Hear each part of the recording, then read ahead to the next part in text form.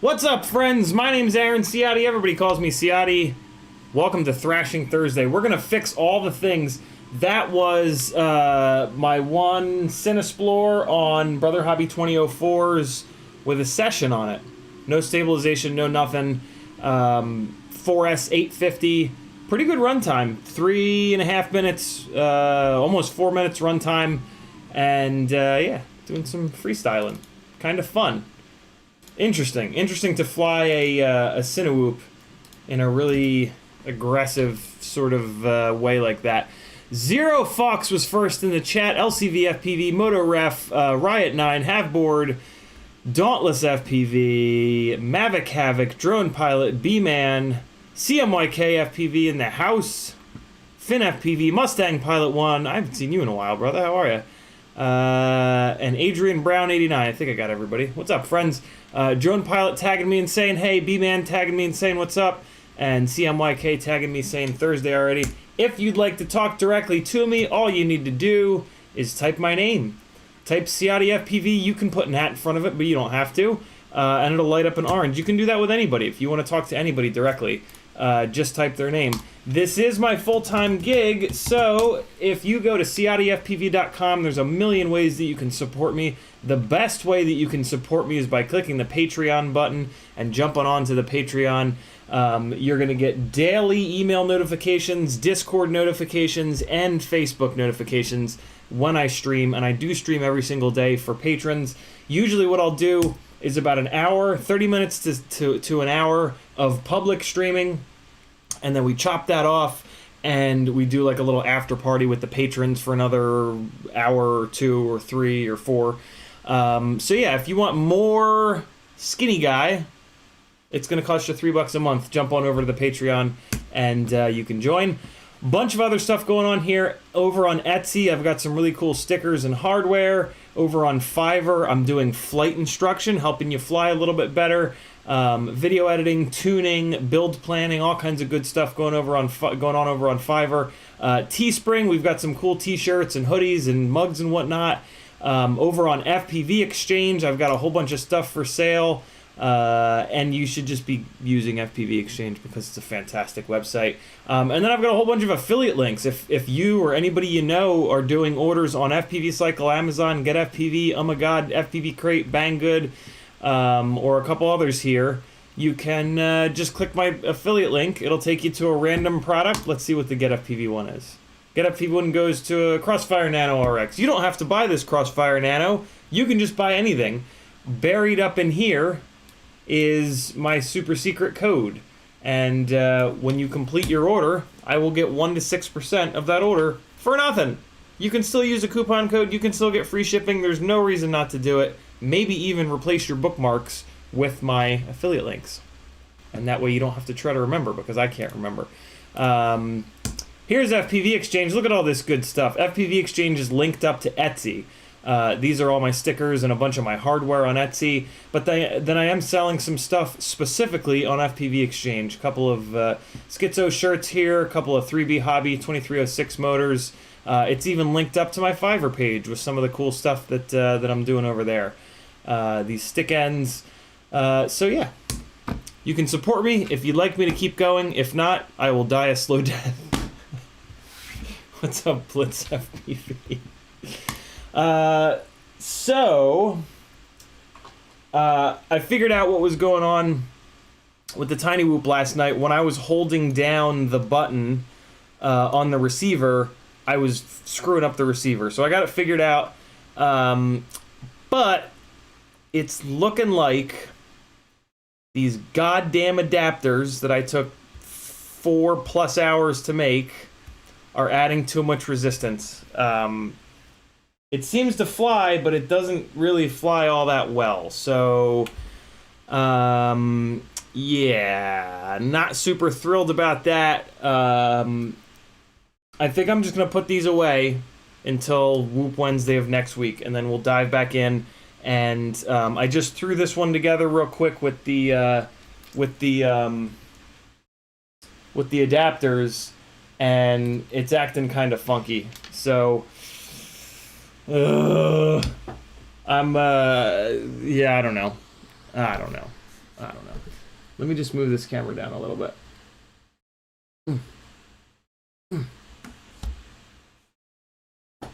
No. Hold on. There we go. That's the ticket. Fine. So yeah, not thrilled about that, but we'll figure it out Wednesday next week. Next Whoop Wednesday might be a rage fest, but I don't know. Whatever. We're trying, man.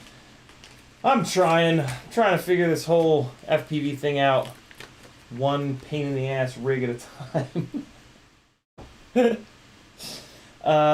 I do want to screw a set of motors onto this other frame. Do I have that other set of 0802s? Yes, I do. Okay, so I've got another set of 0802s here. The final set of 0802s that are going to be tested. and I am just going to screw them down to this frame because it's got the screws in it, and those screws won't stay in there. So where are they? Here are the 1103s. Those we're gonna try on the 75 millimeter frame with the 1.6 inch props. Here are the 0802s. There's one, there's two, three, four.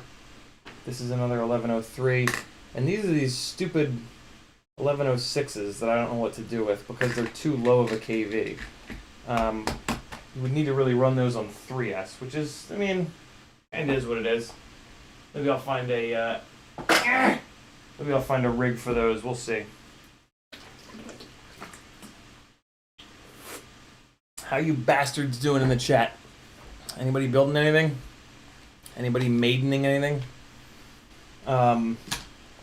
All right, so let's get this going real quick here. I'm just going to throw this together, or not throw this together. I'm just going to throw these motors on, I should say, and then we'll be good to go. We can move on. I'm going to be diving into the goddamn 4-inch rig to try to get that thing going. I'm going to have to pull the... I am going to have to pull the Tarsier HD board off, and I'm going to have to find the trace, or hopefully a pad, to the camera control remote, because the plug header either broke off, or there's a chance that I had to break it off in order to get it to fit into a rig. So I got to try to find the pad, and then I got to solder up a camera controller pigtail to it. What the fuck? Come on, man. What is happening? Why is this not... Why won't this sit right? Sit in there, yo! There we go. Nope, that's still not it. There it is. Yeah, so I gotta do that just so that I can flip the effing FPV view upside down, which is super frustrating. Okay, something's going wrong here. What is the deal? Why won't this motor sit down on this goddamn pad? Motor base, motor base. I hate these tiny whoops. I really hate them. They're just too small. Have you guys should check out Brockmire on Hulu. It's really funny. It's a good one, especially if you enjoy cursing. And I assume that you enjoy cursing if you're hanging out here, because it's kind of all I do. Come on, man! What the hell?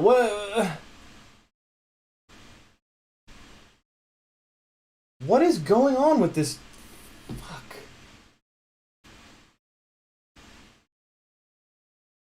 Like, how are we supposed to... The fact that we're expected to work on these goddamn things is really, really maddening. Alright. There we go. My God. This one, I went to a different motor pad here. I think maybe this one motor pad might be like fucked up in some way, because that one motor just refused. I'll do it last. I'll do that one last. So that, oh my God, the chat's all orange. Stand by. Richard says, I have the same resistance issue on my Tiny Hawk S. I removed the single PH 2.0 connector and installed a double PH 2.0 connector from my Tiny Hawk Freestyle.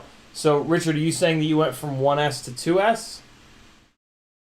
Tiago, we're definitely not fixing the world today. I am not well equipped to fix the world, unfortunately. I've tried before. It doesn't work, man. I don't have enough pull. Okay, yeah, do that. Do that. Good. Do that. Make sure you do that. Make sure you don't Yeah, do exactly that. Okay, there we go. Yeah, it sounds like you went from 1S to 2S. I mean, that's the only reason to install a double connector. And that'll definitely take care of a resistance problem, man. Doubling the voltage will fix everything, other than weight. I don't like the way that 2S Tiny Whoops fly because of how heavy the batteries are. Which is a shame because holy hell do they make some horsepower. But yeah, it's such a weight penalty that it's not. Yeah, it makes them basically unflyable inside. Although I say that as somebody that lives in a 900 square foot apartment. So if you live in like you know, not a shoebox, you might be totally fine with it. The other issue I have with it is when you crash it when it's on 2S. Oh my god, it just obliterates anything that it crashes into. It's just so heavy. It like and when you hit stuff, things just explode. So yeah, for indoor flying in homes with, I don't even know, like I guess I could say like fragile things, but I don't know. I don't necessarily know if I have that many fragile things. I just have things that I don't want to destroy. 2S can be a little rough. But if you're gonna like fly it outside, then it'll be great, for sure. All right, so here we go to this motor pad that was being a dick initially. Let's see if it'll behave. Oh, I think I got it. I think I got it this time. Yeah, there we go. All is right with the world. Okay, cool. So we've got 2 extra frames with motors screwed down.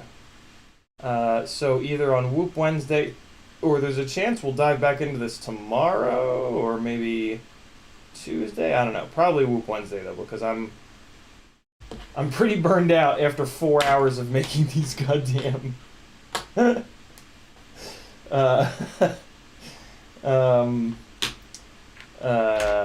do they call them? Adapters, I guess? Yeah, I'm pretty burned out on Tiny Whoops at the moment.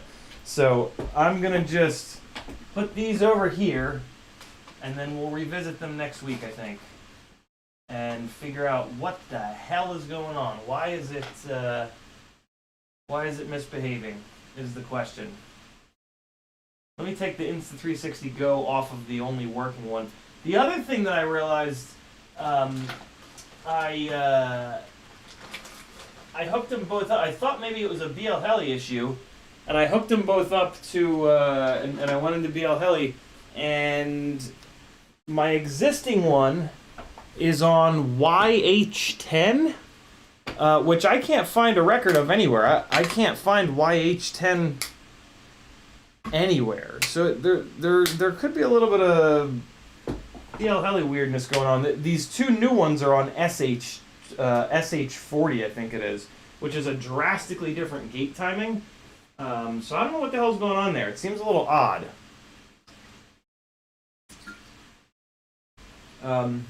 Oops. I just drooled all over myself. But I'll figure it out. I'll get to the bottom of it next week. And we'll do a little bit of testing. Put these guys away. Alright, bag of Tiny Whoop stuff. Let's put these stupid Azzy props in here as well. And we might as well throw this hardware in there. Alright, these are, I think it's junk.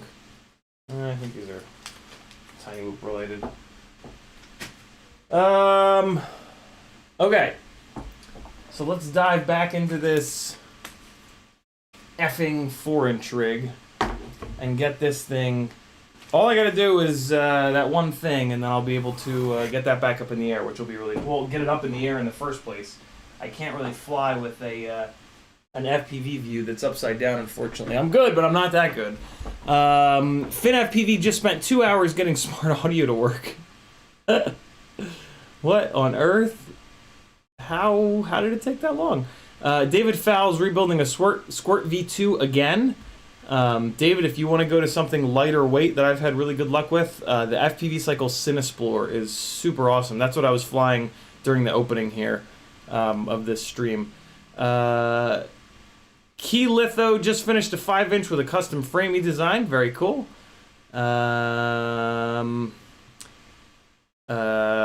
Robocop Gaming installed DJI FPV camera system. It was a massive pain in the ass. Drone weighs 622 grams, and I'm not flying it until I get the goggles. I need to focus on college, lol. Haveboard says, I think I'm going to try setting up the SMO on my Beta 95 and getting start and stop on a switch. That's a neat project.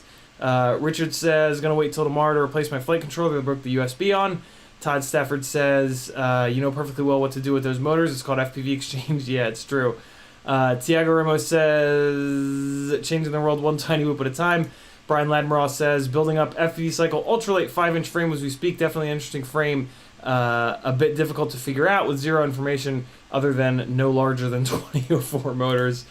Dan Richmond says, I'm at the flying spot now testing new 3-inch 185-gram rig on the 1504 1/2s. Gets over 5 minutes of what I consider ripping. Thanks for the excellent advice. You're certainly welcome, Dan. Mr. Huggy says, nope, just lying in bed with the dulcet tones of CiottiFPV sending me to sleep. David Fall says, if your whoops make you so crazy, why do you spend so much time on them? That's what they did to me. Because people want me to, David. Like you guys are my bosses, so I kind of have to do what you guys want. I can't always do what I want. And once they're finished and once they're flying, they're great fun. Let me show you what I mean. There's really nothing that you can do stuff like this with, and I'm hoping that there's going to be a market for this for flying. So I'm hoping that this can be a part of how I keep the lights on in here. Where are we at here? There's one, there's two. Well, these are copyright free, so I can actually just click through and play the damn things live.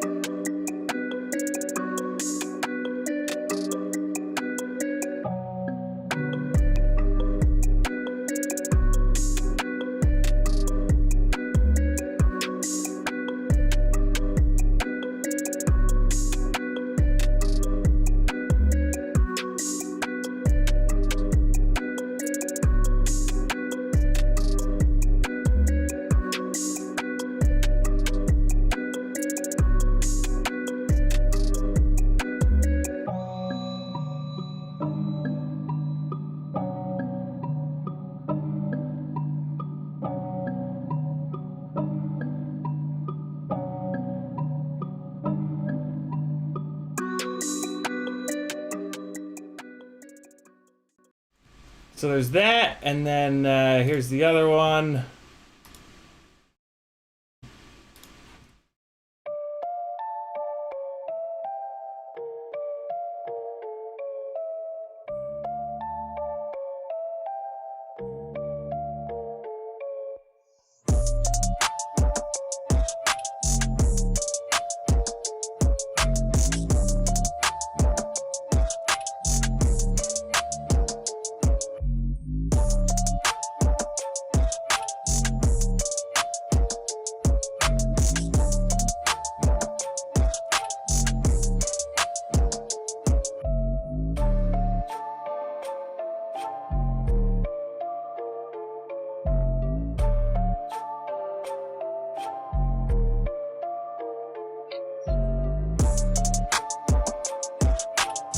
And there's even one more up there. You know, flying around people like that and like really kind of expensive builds, you just kind of can't do that with anything bigger because there's a chance that you'll bang something up, and I can't afford to have paintless dent repair or one of the panels on like a 6-figure Bronco build like that. So yeah, the tiny whoops are unfortunately a necessary evil. I guess I'll try to complain less when I work on them, because it sounds like you guys aren't digging that. So I'll take that into consideration. MotoRef says, finishing up the antenna mount 3D prints for you and new patron William. Very cool, MotoRef. Much appreciated. Tiago says, we got that. YouTube just did the thing. Let me find my place. Richard says, yes, I went to 2S on the Tiny Hawk S. It comes with 300 mAh single pH 2.0, but with the double, I'm running two 450 1S batteries. Holy cow. Power is nice, but the flight time went to shit. Yeah, motor limit it down a little bit. That'll help for sure. Drone Pilot says, I've developed a disorder of perfection, custom printing parts for 10-inch quad. I need to stop. Help me. I am of no help whatsoever. David Fall says, that's badass. You could do that with your Cinesplorer, though, right? I could if I could afford it. Yeah. If I could afford to pay for the damage, I absolutely could. But unfortunately, I can't. So, Tiny Whoops it is. Not to mention that flying really close proximity to people like that, I don't really feel comfortable doing that with the Cinesplorer because you could really hurt somebody. So, yeah, a lot of advantages to the Tiny Whoops. They're really fantastic. And my current batch of complaints are really only surrounding this testing that I was kind of excited to do for you guys. I already know, like I already know what motors that I'm going to have on it, but I thought it would be cool for me to do some motor testing for you guys, in case you're wondering which 0802s to get. So yeah, there's that. All right, so let's get this HD board off of here, and we will find the pad that we need. Basically, we just need the camera control pad and then a ground pad.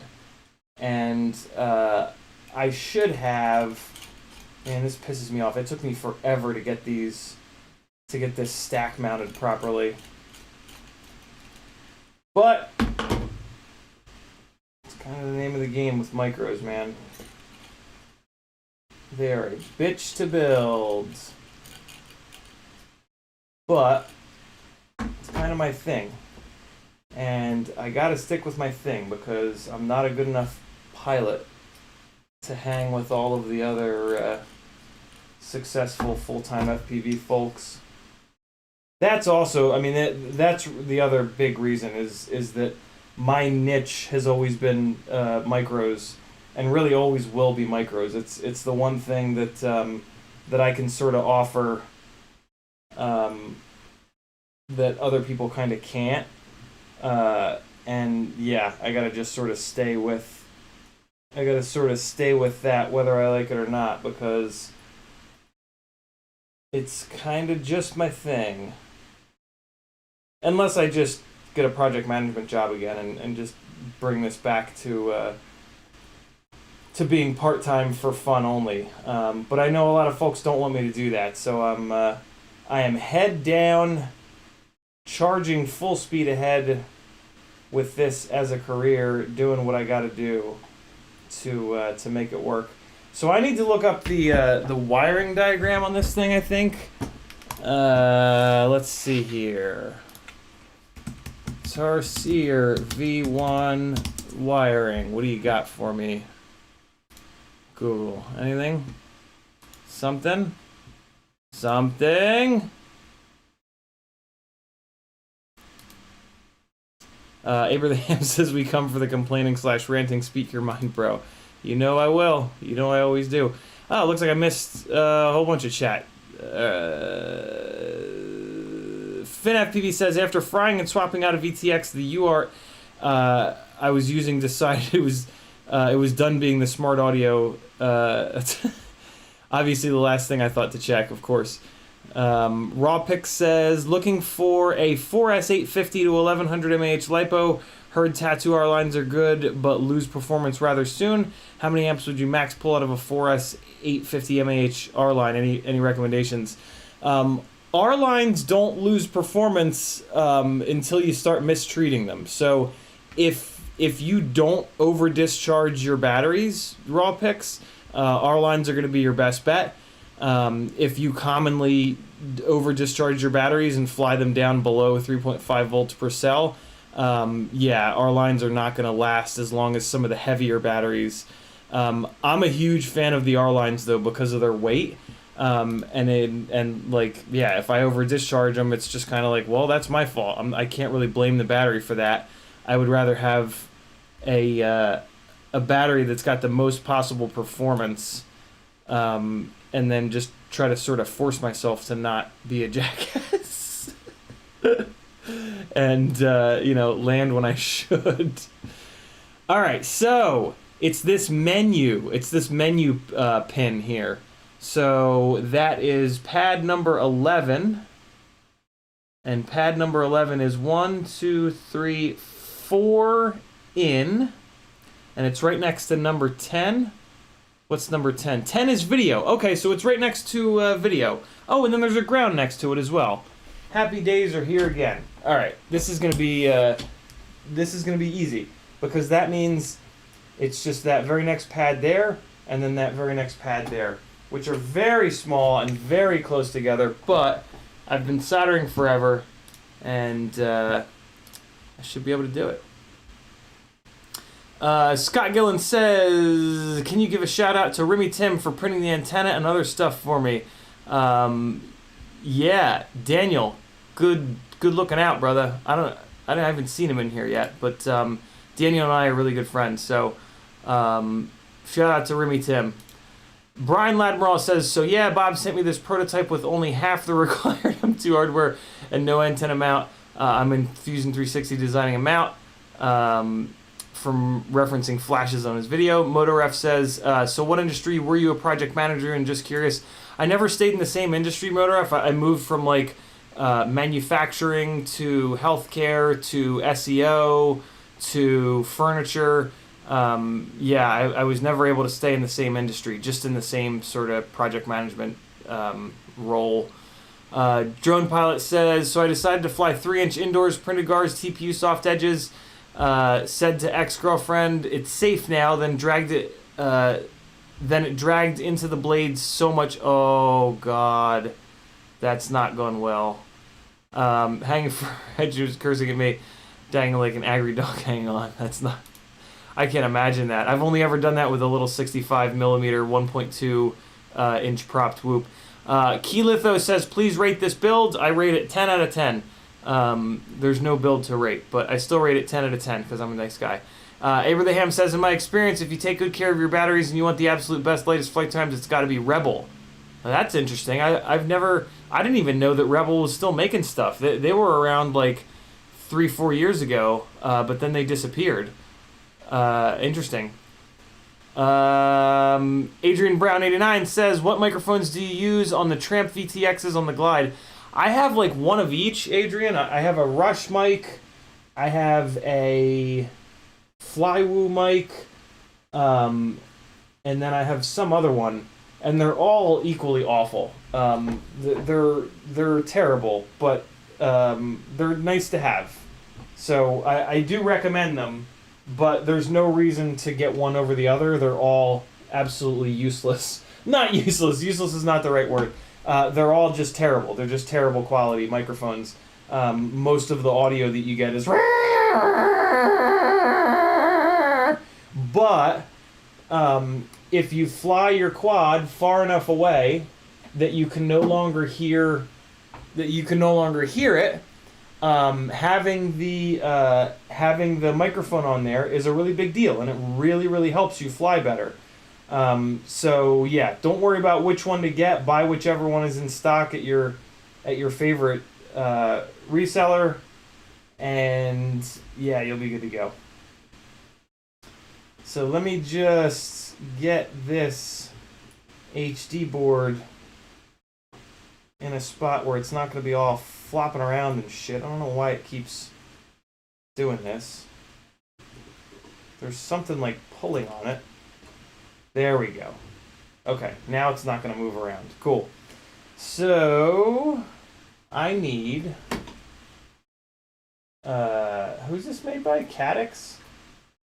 I need a little Cadix remote controller. Well, Foxeer won't probably work.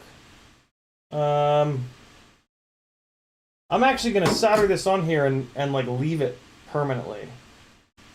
So let me grab.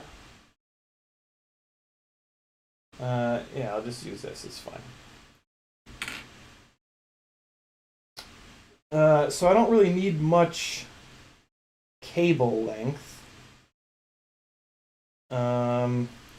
I can do like a nice little shorty here. And then, yeah, I'll have it on here forever. And if I ever need it again, I'll be good to go. Wait, no, I do need to give a little bit of cable length because I gotta go direct to that. Oh, no, not if I do the... Ooh, that's what I should do. I should do the female side. Okay, so... Let me see if I can find that. Do I even have one of those? If I do one of these little doubles with the female side, then I can plug the regular remote into it. And the regular remotes have a little bit longer of a cable. Otherwise, if I do the male side, I'm just going to have to plug the board directly in, and that's going to be kind of a pain in the ass. So let me see if I've got any of these here with the female side. Blitz says, what is your preferred VTX for the glide? Immersion RC Tramp HV is my go-to. Hey, look at that, I do. Boy, is that nice. I didn't think I was going to have one of these. That's pretty cool. So let me make sure that it's the correct plug. That's important. It sure is. Amazing! Alright, so I can do this nice and short because then the other thing is going to plug into it and we'll be good. So I'm thinking like maybe like that. That should just give it like enough to kind of just hang out off the side, and then I can just kind of tuck it up and be good to go. Alright, let's get this stripped here with our fingernails so that we don't nick any of the 8 internal strands of wire. And huzzah! Alright, let's get this tinned up, and then we'll just get it zapped on there, and we can move on to some glides. We're going to be repairing 3 glides after this. One of them's got a broken antenna mount. That'll be super easy. Another one potentially has a blown up antenna. That'll be no big deal. And then the other one, I actually don't remember what's going on with the other one. So I'm gonna have to plug it in and see if I can figure out what the hell's wrong with it. I put it next to my desk when it was misbehaving, but that was like weeks ago, and I just don't remember what the hell it was doing. I'm pretty sure it was VTX related though. So I'm hoping that if I turn it on, the VTX just like won't power on or something like that, because then I'll actually know what the hell's going on. If the VTX does power on, then what I might do is swap the antenna out. I'll assume that I was having range issues, and I will just preemptively swap the antenna out, because that's the most common failure for me, is antennas. All right.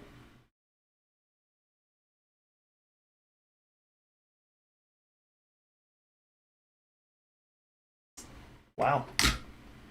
That was easy. Didn't fight me or anything. Just check and make sure it's nice and flat on there. Yeah, it looks good. Give it a little tug just to make sure it's not like about to pop off. All right, cool. That was way easier than I'd expected, just because these pads are so small. I'm gonna give that like half a turn. We're gonna bring the camera back up here, and now we're gonna have to fight to put this HD board back on, which I have to do every time, but sort of the name of the game with really tight micro builds. They you just got to sort of fist fight with them a little bit, unfortunately, because everything is on top of everything else, and there's just like zero room. But that's how you build them light, and that's how you get any amount of actual performance out of the damn things. If you're not building your micro builds as light as you possibly can, you're leaving a lot of performance on the table. Keep that in mind. Alright, so let's fist fight. QAVS Mini 4-inch. Let's dance. Got 2 of those on there. Trying to get the other 2 here. There we go. Alright, so this is the one that doesn't really thread. So that one I can just kind of crank down. Now we're into the ones that thread, and the main issue here is that the this heat shield on top is threaded, but then I also have to have these threaded standoffs on this thing. And when the threaded standoffs, and so the threaded standoff will tighten itself down against the ESC, but then, and then I won't be able to spin the screw anymore, and and it won't thread all the way into the heat shield. So then the DVR board here, the HD DVR board here, will just be floating, and that's not what we want. We can't really have that.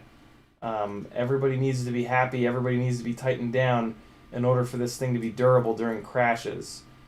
So it's a little bit of a game of back and forth that needs to be played with these screws to get both the threaded spacer and the heat shield tight at the same time. So let's get that process started.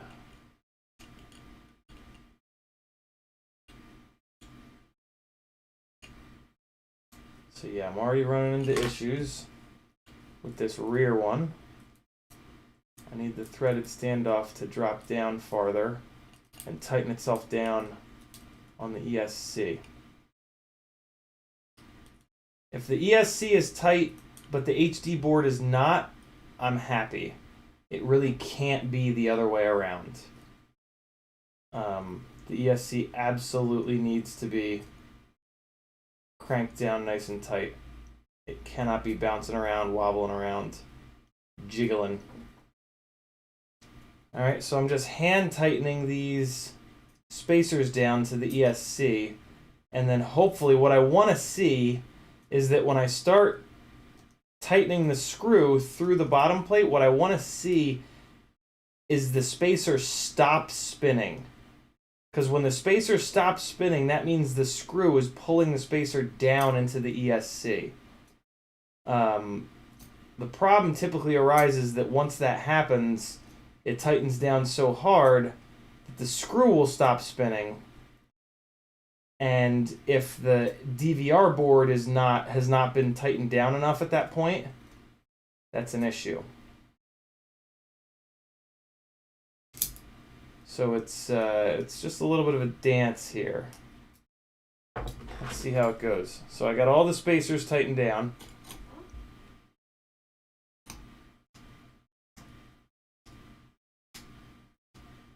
All right, so this first one's good to go. I like it when the spacer see, it's already starting.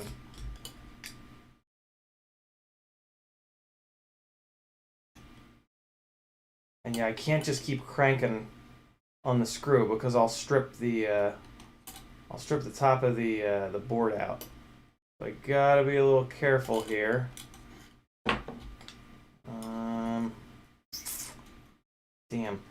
I basically have to get it like close enough.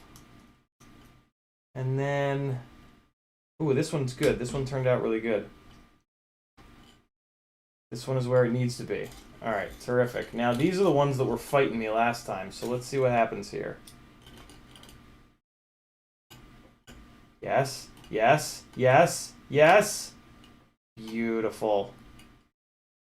All right, this was the one that was a total pain in the ass last time. And it's being a pain in the ass this time. Already it's being a pain. Okay, so there's that. So now that's loosened up. Give it a little turn. And let's see. Let's see. Come on. Pull it down. Pull it down, please. That might be it. Maybe not.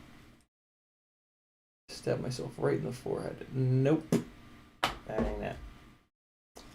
So yeah, the problem with this front one is the spacer loosens up before, or the spacer tightens down before the board gets pulled into the spacer tightens down on the ESC before the HD board gets pulled down into the spacer, is what happens on this one. And so what I've been doing is just backing the spacer out, loosening the spacer up so that it gets closer to the top board, the HD board, and then letting it crank down onto the ESC. But then the problem is, it won't, sometimes it doesn't crank down on the ESC. I think that's just what happens. Nope. Good to go. All set, I think. This one looks a little shallow. It's because it was. Hey! Alright, I think we're good. I'm cautiously optimistic about that. So let's take our little Foxier remote control. I hope this is going to work with Cadix. Sometimes these little remote controls don't play nice between manufacturers. But let's see what happens here. Hopefully this will let me get into the menu. I guess I should have checked this before I screwed it back down. That was kind of dumb. But I'm pretty confident, and I can always just swap the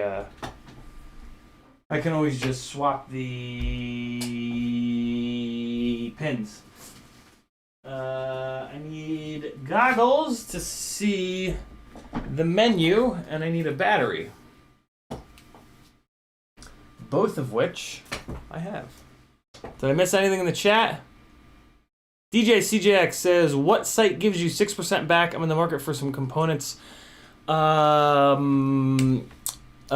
FPV, FPV Crate, Oh My God's website,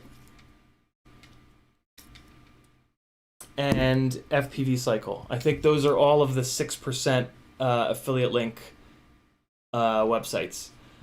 B-Man says the GNB 1300 mAh is pretty damn light. It's lighter than the 1250.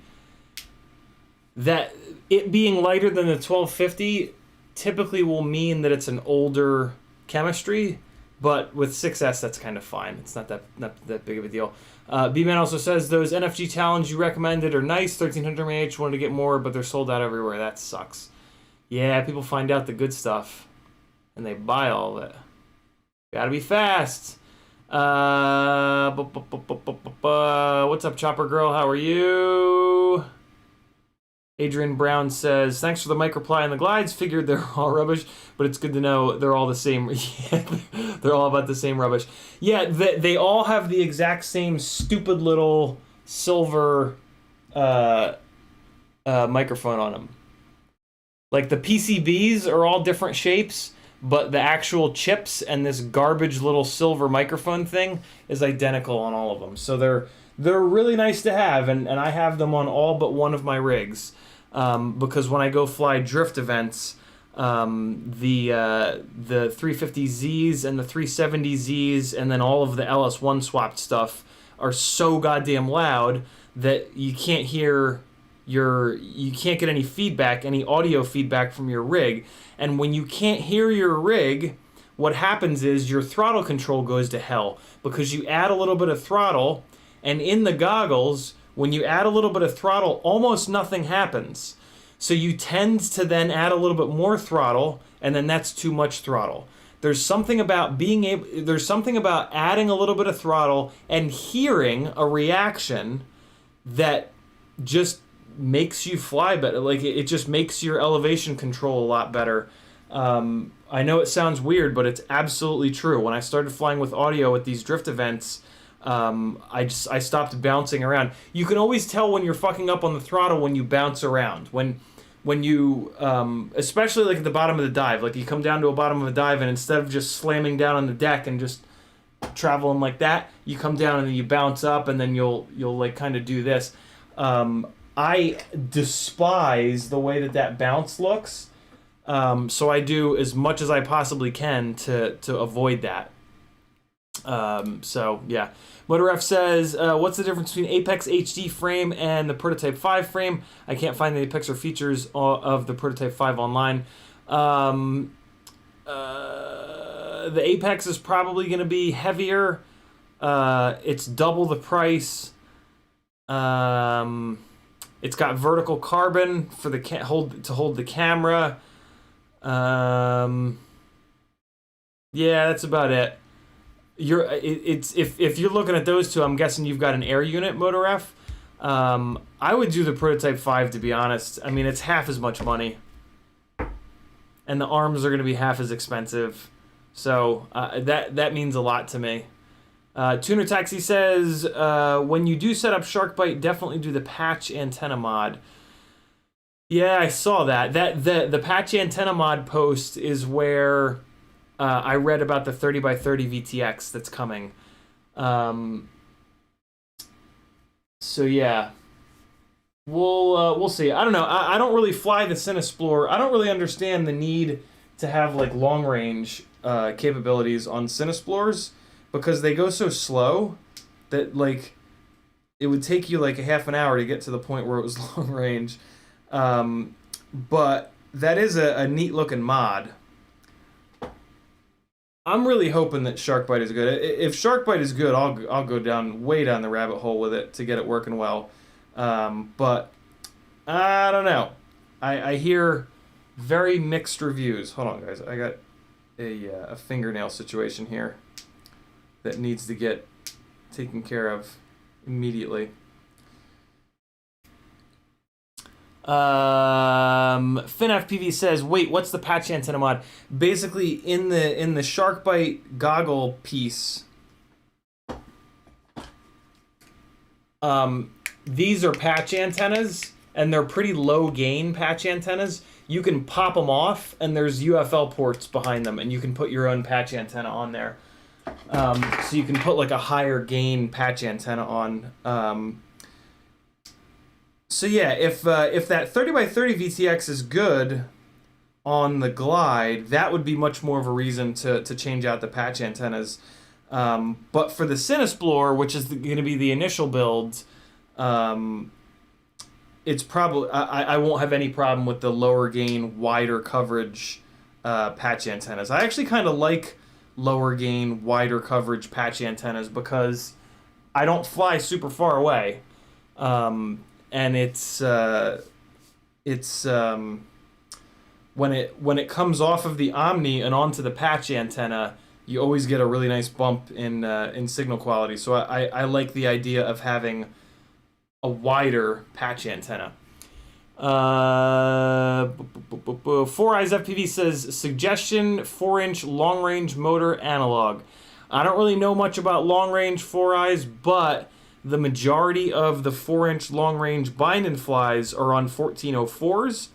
1404s with a 4-inch prop is going to really sacrifice performance, but long-range has nothing to do with performance. It has to do with just bobbling out, just wobbling out as far as possible and then turning around. So Yeah, I think 1404s, if it's specifically for long range, are going to be your best bet to keep the weight down and just to be absolutely as efficient as possible. Flava Sava says, what do you think of the Project 399 Super G? My buddy Brad up in New Jersey bought the Super G and had a really hard time with it. The arms were very wobbly, and the other big thing was the arms, like the motors were not in a square. The motors were like in a trapezoid. Like when he measured the motor to motor distance on one side versus the other side, it was different, which probably had to do with the arms being all wobbly. So yeah, I kind of swore off that frame when he was telling me all that about it. The FPV Cycle Glide frame, you can get it with 6 or even 7-inch arms, and it's a hell of a lot lighter. So for long range, it's going to be a much better option, in my opinion. Tuner Taxi says, concrete penetration, not long range. The VTXs are lacking in power. I'm using the 200 milliwatt. Interesting. Okay. The problem is going to be for when I fly freestyle, I usually stand like somewhat in the middle of where I fly so that I can kind of like fly around myself. So a higher gain, smaller, lower, I keep wanting to say field of view, more directional patch antenna is going to be tough for me because I'm going to have to be fucking turning my head all around. But I'll see how it is when I start flying it. If I have a problem, I love that you can do that. That's a really, really cool option. That's a perfect, that functionality is a perfect example of Fat Shark versus DJI. DJI did not do that in their goggles. Fat Shark did. Like Fat Shark is very obviously in the FPV community and DJI is not. And you can tell by stuff like that. The fact that Fat Shark knew people were going to fuck with it, so they made it very easy and they put UFLs right behind there that you can jack into to put different patch antennas on. That's an FPV company through and through. They know their market. Drone Pilot says, build quads on purpose. You can't have one do it all. High-speed freestyle racing, long-range, ultralight. You simply choose one type and go from there.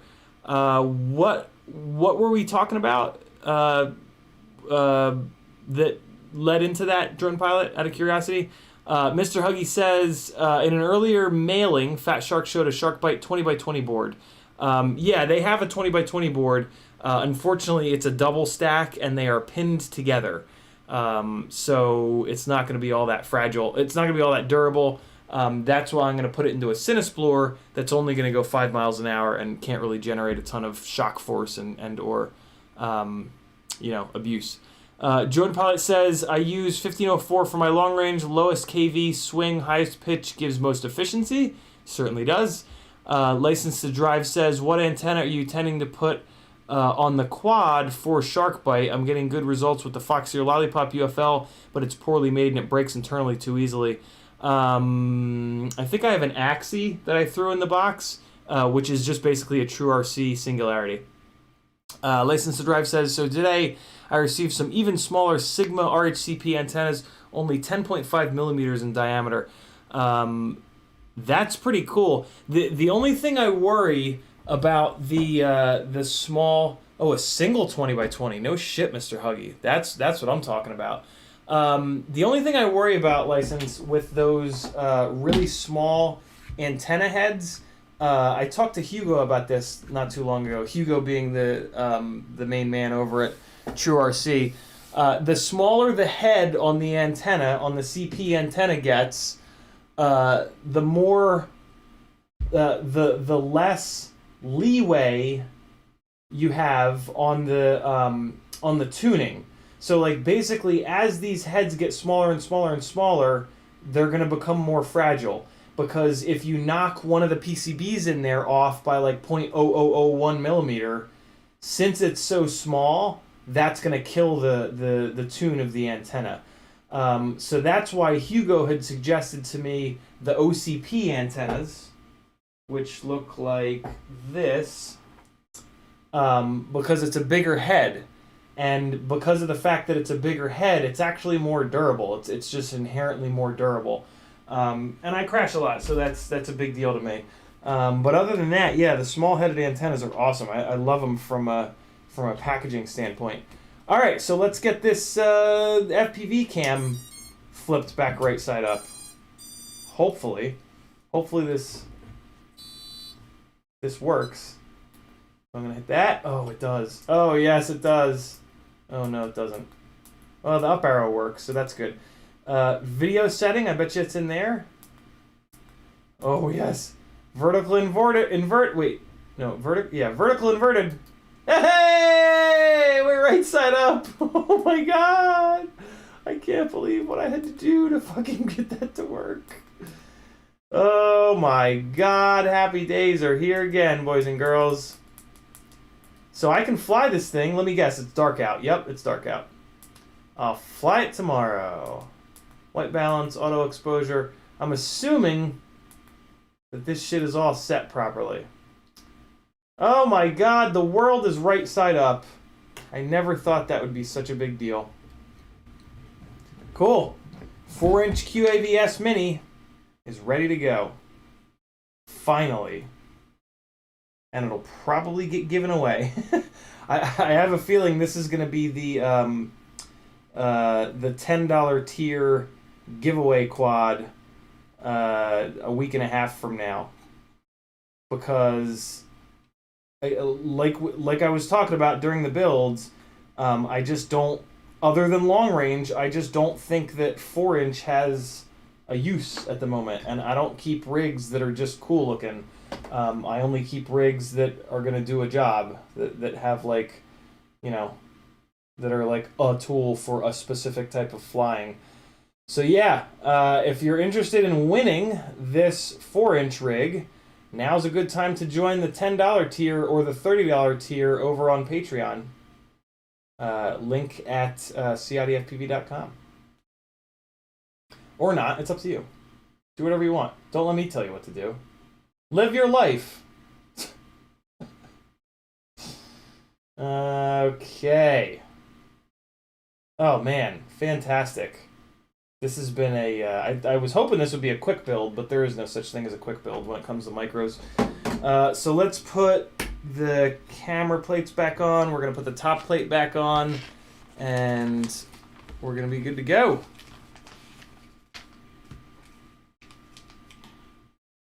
I can just kind of push this forward a little bit there. Awesome. Yeah, this is going to be, somebody's going to be fucking balling with this thing. Somebody's going to win this and just be an instant basketballer. That's what balling stands for, right? Comes from basketball? I don't know. Don't try to be cool, Ciotti. It doesn't work. Oh, there we go. Come on, vertical camera plates. You can do it. Get up in there. Get up in there, you little jerks. Hey, there we are. Okay, so those camera plates are in. And let's throw some of these screws in here. And it test hovered just fine, so I mean I don't foresee needing to do any weird tuning shit with this. It should just kind of be good to go. Put a couple batteries through it, get some HD footage to do an edit at some point, and probably move it on, unless it like really shocks me with its flight performance. But I've flown 4-inch rigs on 2004s before, and yeah, they're totally fine. Ooh, let's get an all-up weight on this. Did we? Oh no, we did 270 grams. Yeah, it's a little too light. But an interesting build. 4-inch is an interesting size.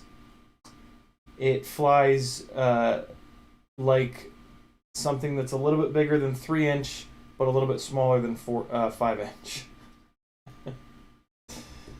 Go figure. All right, M2's up front.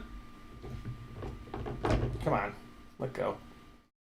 And what's going on in the chat over there? FPV Trucker says, "What's up? Second glide frame finally arrived. Weekend project. Very cool. I left these goggles on this whole time. Sorry, goggles. Now they need to be recharged. Just from that. Now, I'm actually really glad that I left them on because I would have gone out to fly and had a dead battery. And that always sucks." Jackalope says, "What is air mode and why do people use it? It means the motors never stop spinning, right?" Sort of, Jackalope, but not really. So the PID loop you can think of as error correction, and air mode turns on that error correction all the time. Without air mode on, that error correction doesn't really run at 0 throttle.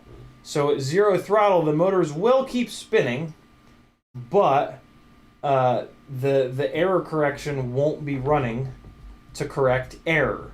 So like, for example, if you fly the quad up in the sky really high and then you chop the throttle down to 0, if air mode is on, as the quad is falling, it will correct any error. So like any little gusts of wind that would push it to the side, or like if it's just going through a column of air that's a little turbulent, it'll kind of move around. It'll want to move around, but air mode will correct that because it's running the error correction. So yeah, that's air mode. It just runs the PID loop, and the PID loop is error correction. It runs it at 0 throttle, is basically what air mode does. So it's really important. You never really want to turn that off.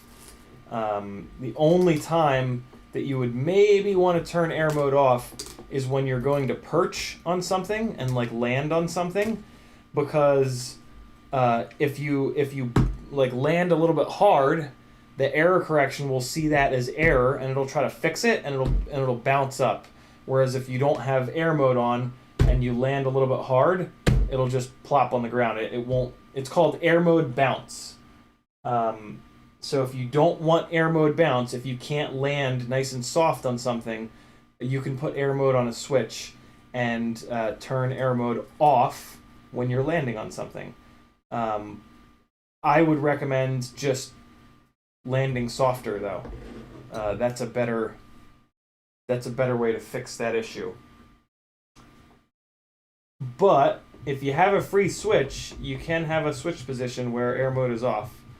The problem with it is that when you flip the switch, like if you're getting HD and you're like, oh, I'm gonna land on this, it's gonna be cool. When you go to flip the switch, typically you because like you're moving your fingers around and shit, so people can like kind of tell that you're flipping the switch, and then it's like, oh, well, that doesn't look really great. So I just leave air mode on and just land on stuff really gently. I'm gonna put a little bit of extra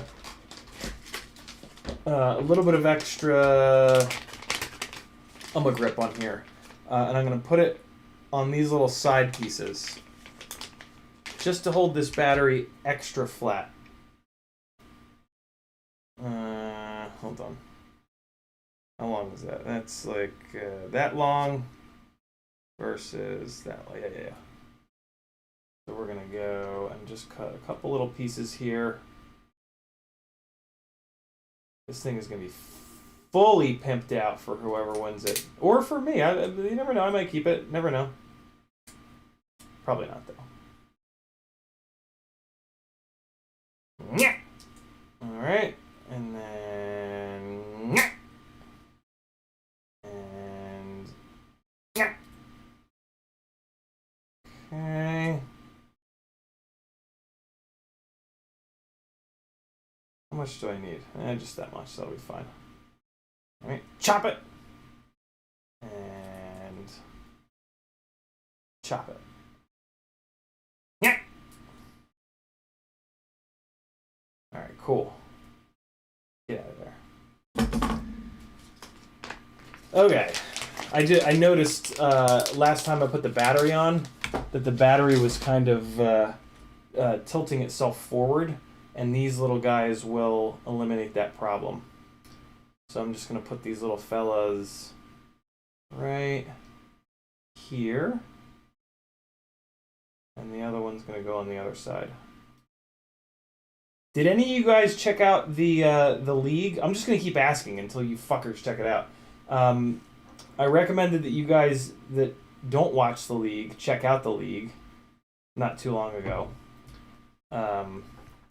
because it's absolutely hysterical. And I swear to God, if somebody doesn't tell me that they checked it out and tell me that they love it soon, I'm gonna stop streaming forever. It's a really good show. You can watch it on Hulu. Check it out. You're gonna love it. It's technically about fantasy football, but it's actually about four men who trash on each other and curse a lot. And it's fantastic. So there we go. We got another little bit of grip here, just to hold the battery a little bit flatter when I really crank this strap down. So there it be, man. The 4-inch QAVS Mini is ready to go. I'll give it a little maiden, dial the tune in, and get a couple batteries worth of flying out of it at the very least, and then make the decision whether or not I'm going to keep it or do a giveaway with it a week and a half from now. I'm also interested in how these Newbie Drone 2004 motors are at 2400 kV. It should be interesting. This rig is nice and light, so they might actually be fine on 4S. But I don't know. We'll see. I'll find out.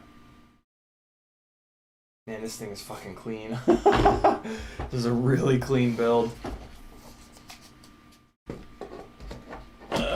Okay, next. So I'm gonna run this thing on. These three 4Ss. These are all 650s, 4S 650s. They're all pretty fucked. This one is okay, but these other two have big black X's on them because the internal resistances are getting a little high. So it's not going to fly great on these, but I'll at least try it on these guys. Is this one dead? Hold on. I do also have a 5S 550 I could try it on, but no.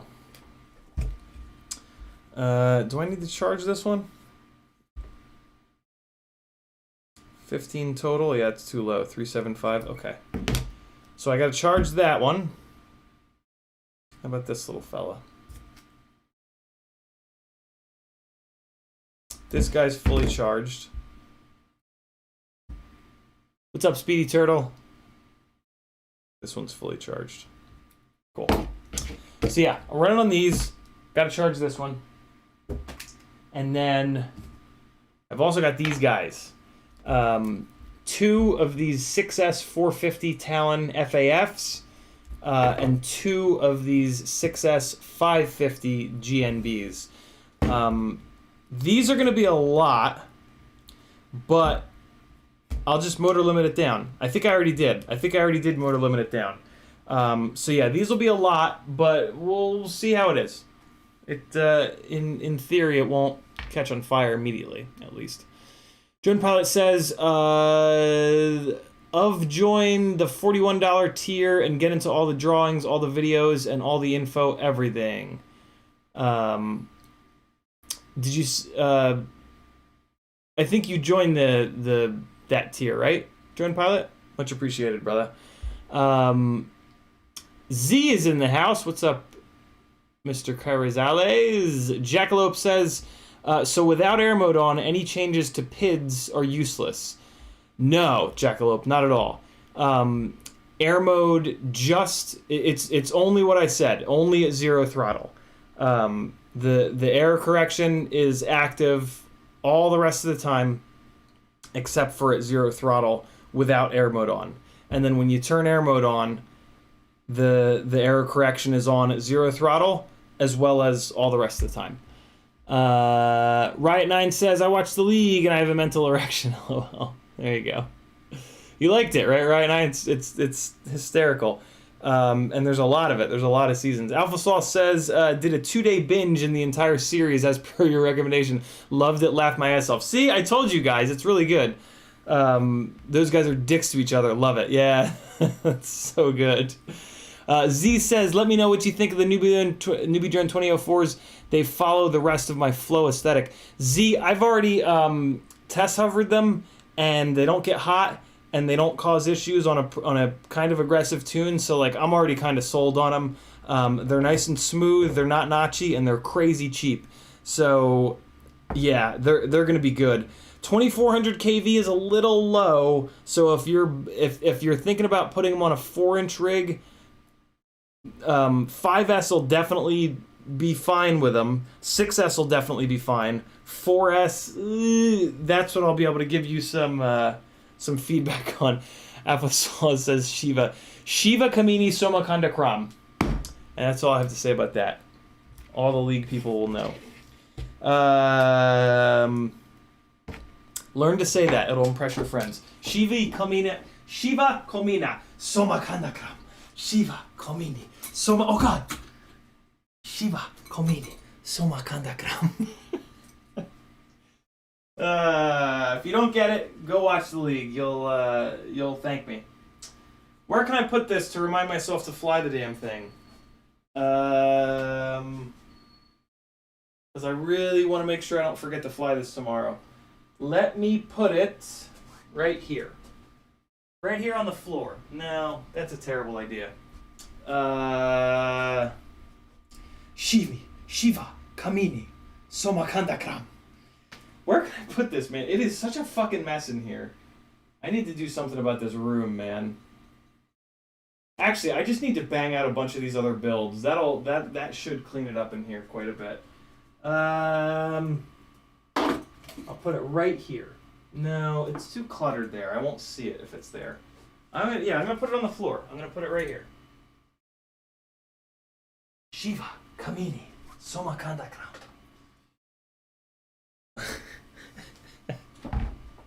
Oh shit! DJ CJX says $400 order through GetFPV, so about $25 to you, my friend. Thanks, DJ. Enjoy the amazing customer service that is GetFPV and the quick shipping. Halfboard says the league is funny. My hands were full. Fairly Functional says what's up, and I'm all caught up on the chat. Time to fix some glides. What do you think of that? We'll do the easiest one first. The TPU broke. This is the only. This is actually the first time that this has happened. I've always been able to melt it back together. I could probably melt this back together, but I think I'm just gonna swap it out because I think I've melted it back together twice now. And yeah, at some point, TPU gets a little bit angry with you constantly melting it back together, and it just doesn't really hold up all that well. So let's just swap it out. I think I might have another one of these. I think I might even have one in purple. Possibly. We're going to find out in a minute here. Shiva Komini Soma Kanda Kram. I want to meet someone named Shiva. I will befriend them forever, even if they're mean to me. Oh man, this race wire on the front right got banged up. Jeez. If I cared, I would put another piece of shrink wrap on there, but whatever. What's cool about the LED race wires is that when they get banged up and the LEDs get smashed, it doesn't matter. It just, it's just cool. I did, Tiago. You know what I right before this stream, actually, the stream, I was like 2 minutes late starting this stream because I did finally go into the goddamn closet and grabbed one of the replacement bulbs, and it wasn't the right size because apparently I have another lava lamp which I got a bunch of extra bulbs for, but yeah, this lava lamp takes little mini bulbs. So yeah, now I gotta buy even more extra light bulbs, which is very frustrating because I have so many already. And it's just annoying to have one of every single size, fucking, not just one, like 10, because They're way cheaper when you buy big boxes of them. Although most of my light bulbs are now LED, so that problem should sort of slowly work itself out. But you know what the problem is? I've been saving all of the compact fluorescents that haven't burned out that I've switched over to LEDs over the years, and now I have all these stupid compact fluorescents in there that'll probably never get used again because the LED bulbs are becoming so cheap and they don't have the flickering issues of compact fluorescents, and they also, ooh, this top plate is looking a little rough, and they also don't make the high frequency noise that the compact fluorescents make. Wow, yeah, this top plate is looking a little rough. I'm gonna swap it out because I do have a bunch of extra glide top plates. Cool. Glad I found that.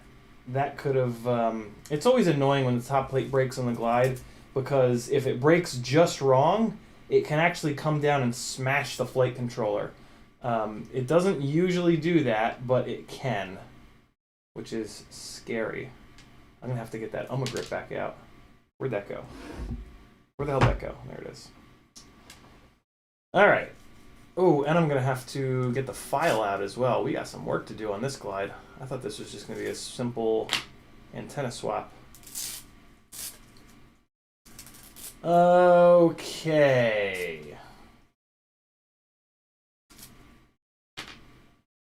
Alright. Sayonara, friend. You led a hard life. Ooh, man, it was starting to crack back here, too. This top plate has had the hell beaten out of it. The front, I think the front end already broke once because it's got... Oh, yeah, it did. It already broke once, and then I super glued it back together. Alright, sweet. Freshen this glide up a little bit.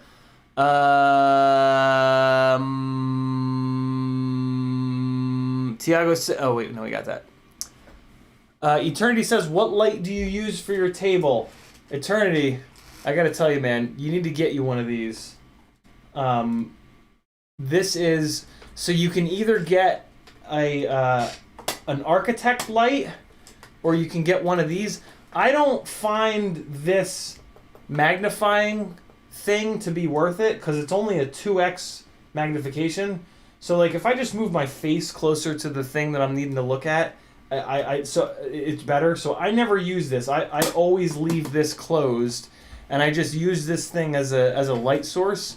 And yeah, it's just on Amazon. I like the architect lights though. They make these things as an architect light, and instead of being a circle, instead of being a ring light, basically, it's a big long LED light. But as you can see by me moving it around, it's on one of these, one of these arm things where you can go up, down, left, right, in, out. You can twist this thing and change the angle.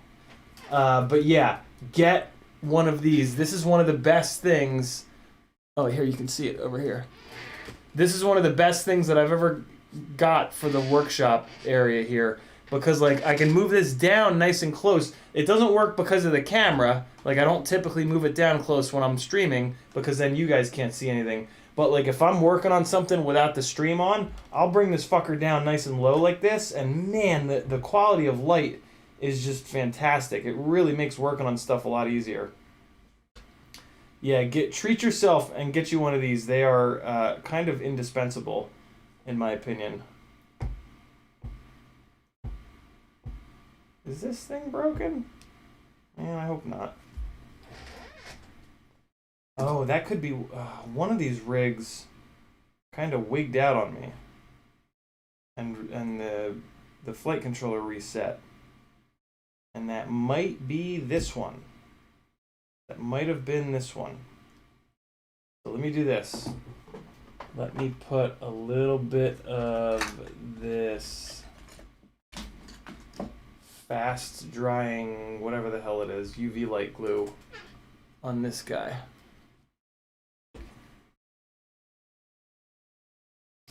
And that should help.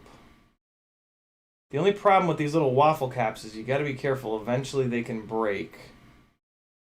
and it's hard to see when they break. I mean, just like when the posts break, it's really tough to be able to tell. But yeah, just kind of keep your eye on that. If you're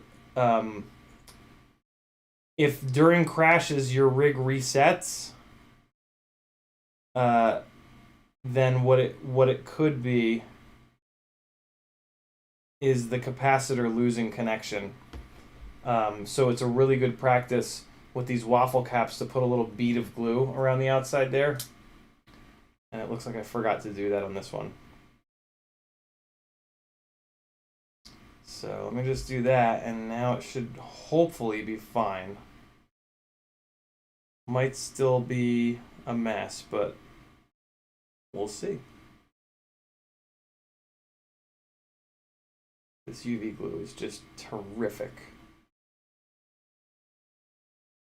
Dries nice and hard, it's very sticky, and the UV just makes it cure like right away.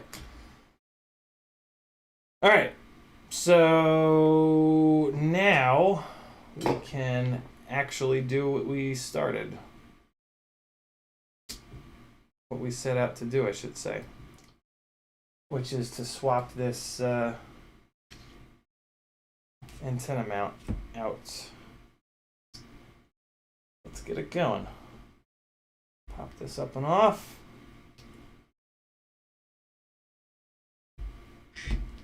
Oh, okay, phone. Sure, you can quack.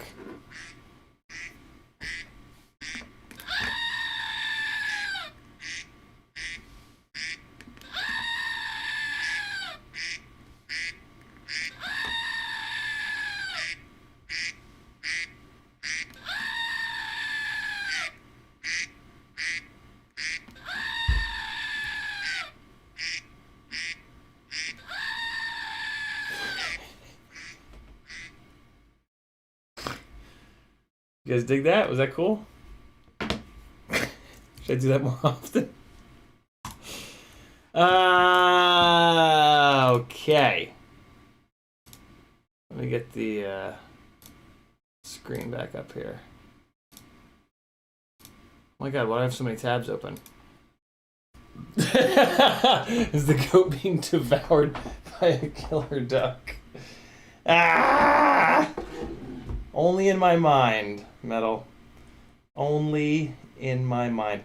God damn it. I'm gonna have to cut this shrink wrap off. I had this shrunk all nicely on here, and I'm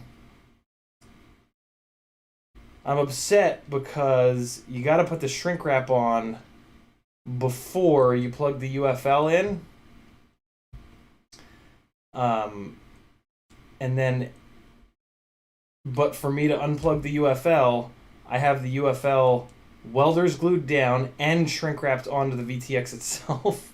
So so now I'm in this situation where I'm gonna have to just try to sneak the shrink wrap up over the head of this antenna, which is always like kind of sketchy, but we're gonna be all right. We're gonna make it happen. I need to order more antennas. Oh my god, yes. Yes, yes, yes, yes. I gotta do that tonight. I am almost out of antennas. I need more of these singularities. Okay, so... Come on. Come off of there. Come on off of there. Thank you. I'm trying to do it without scratching the hell out of the standoffs, but it's kind of challenging. Alright, we got that. I'm just gonna throw this away because I save TPU way too often. Where do you get those cap wraps? FPV Trucker says RDQ. RDQ has there's a Red Bull one, there's a Coca-Cola one. This is PBR. There's a whole bunch of them. RDQ is the only place that sells them too. I have a feeling that they print them. I have a feeling that it's their product or whatever. Okay. Let's see what I got in the antenna container here in the way of 45 degree up Oh! Oh! Oh! Okay. Cool. Do I not have a purple one, though? I wish I had a purple one. So that everything could color coordinate, because that's important. Yeah. Yeah, I am out of antennas. Look at this situation here. Look at this scene up in here. Look at all this nonsense. This is an SMA. That doesn't do any good. That one is stripped down. That's a left-hand circular polarized. That's a stubby. That's a shorty. And then this one has to be direct soldered. Damn. I feel like I'm always out of it. I feel like I'm just forever out of antennas. I just break them a lot, man. They get hung up and scraggle and ripped off, and I don't think I have them anywhere else either. No. That's okay. The question is, do I have any more TPU? Do I have this in purple? I do have a box of TPU over here. Let me check in there. Oh, it's on top. Extra bonus time. Oh, and look at this. I put a bunch of stuff on top of it to remind myself to put it into the TPU box. You guys are watching a certified genius up in here. Oh, and look, I put these little guys here as well. Hell yeah. Oh my goodness. What a turn of events. Okay.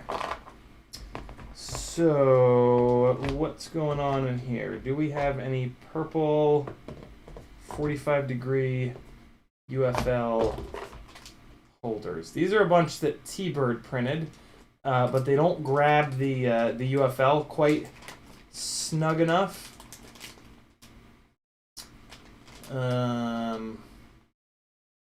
And then this is one that I got from BQE. I think I'm going to end up just using this one, maybe. Nah, you know what? I'll use this red one. I'm going to use the red one. I'm going to get rid of the red one, and then I can switch over to these.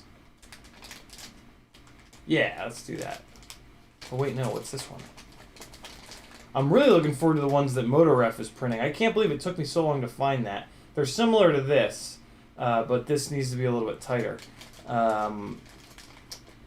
Yeah.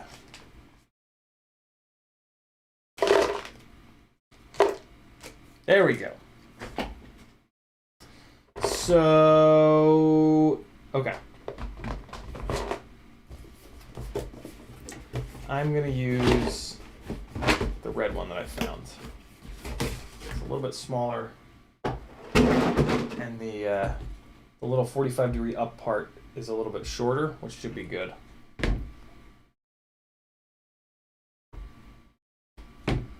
All right.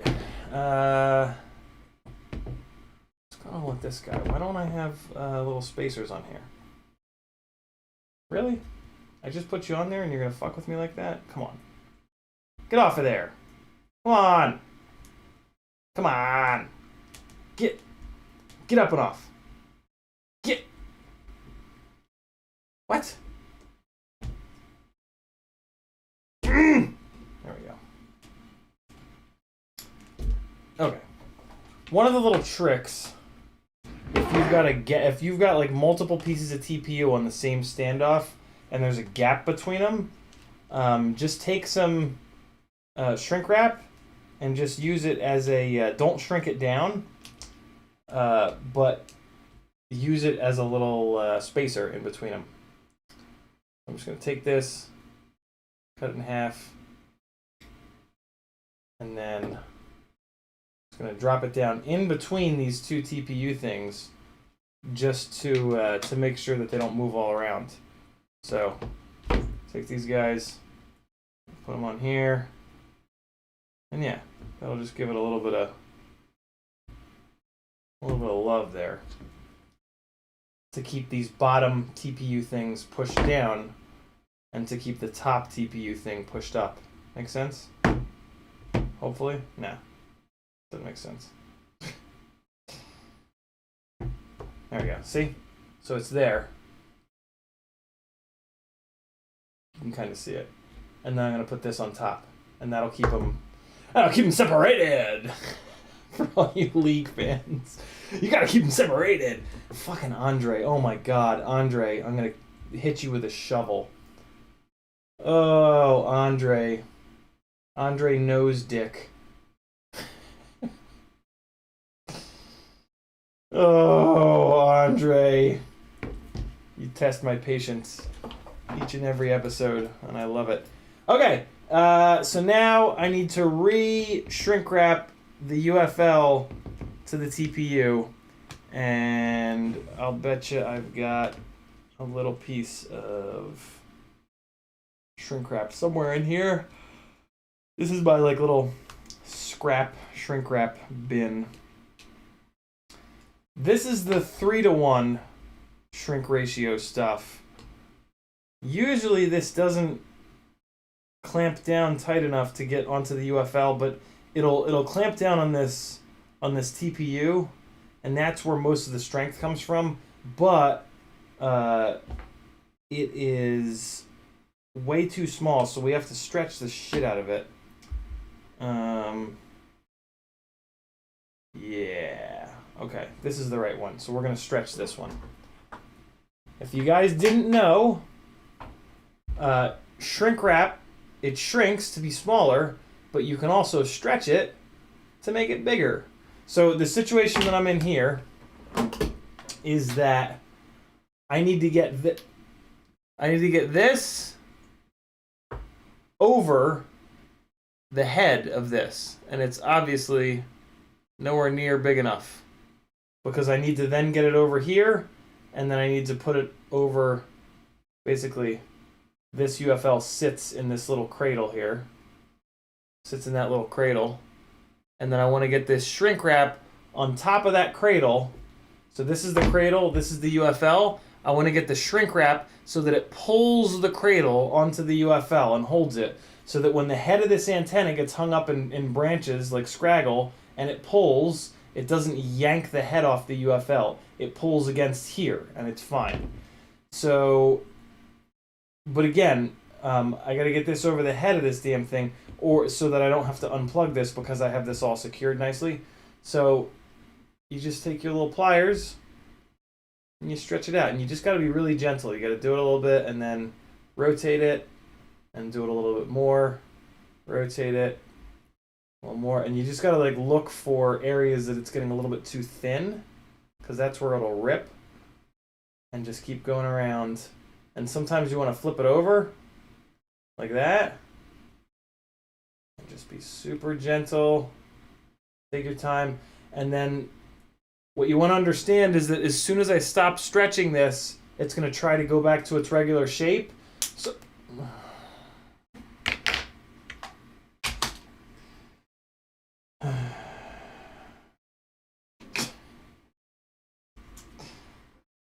that's why you got to be careful. And I pinched the shit out of myself with the needle nose pliers. Jesus, that hurt like hell. Let's try that again. Careful, careful. Little by little. Gentle. Gentle. And it's good. This is going to shrink all the way back down beyond its original size. Like, this doesn't hurt it. Ready? So it's all the way out. You got to be quick because it's going to return. As soon as I let this go, it's going to try to go back to its original shape. So you got to hurry the hell up and get it over the head of the antenna, hopefully. Go, go, go. There it is. And there we go. We got it over there. And now watch this. Watch how much it shrinks back up.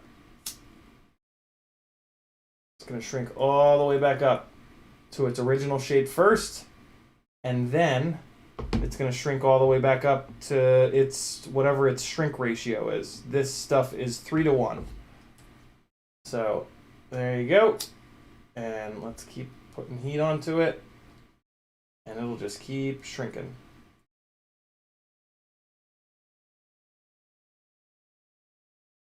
And then the last thing that we're going to do is put a zip tie around this whole thing just to even further pull everything together. But this TPU is all hot right now, so just give it a second and make sure you burn yourself in the process. I also like to give it a little bit more up tilt here. TPU is fairly malleable, so you can kind of just hold it up like this, and as it dries, it will have a little bit more up tilt. Jackalope says, what TPU antenna mount is that? It fits the Immortal T. It does. BMC 3D sells these, but you can also find them on Thingiverse. I'll send you the Thingiverse link as soon as I can let this go, but I gotta hold this because I'm making this additional little bit of angle here on it. I think that's about dry. That's what they look like. They work really, really well. And here comes a link to them on Thingiverse. So yeah, you can buy them from the BMC 3D, or there they are on their or there's also these. I don't really know the difference.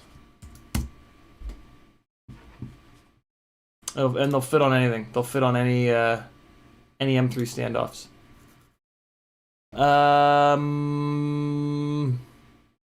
Halfboard says, pay no mind. Smooth and Groovin says, are Dead Cat style frames decent for freestyle? Not really, Smooth and Groovin, because the with a Dead Cat frame, the nose is going to be the first thing that hits.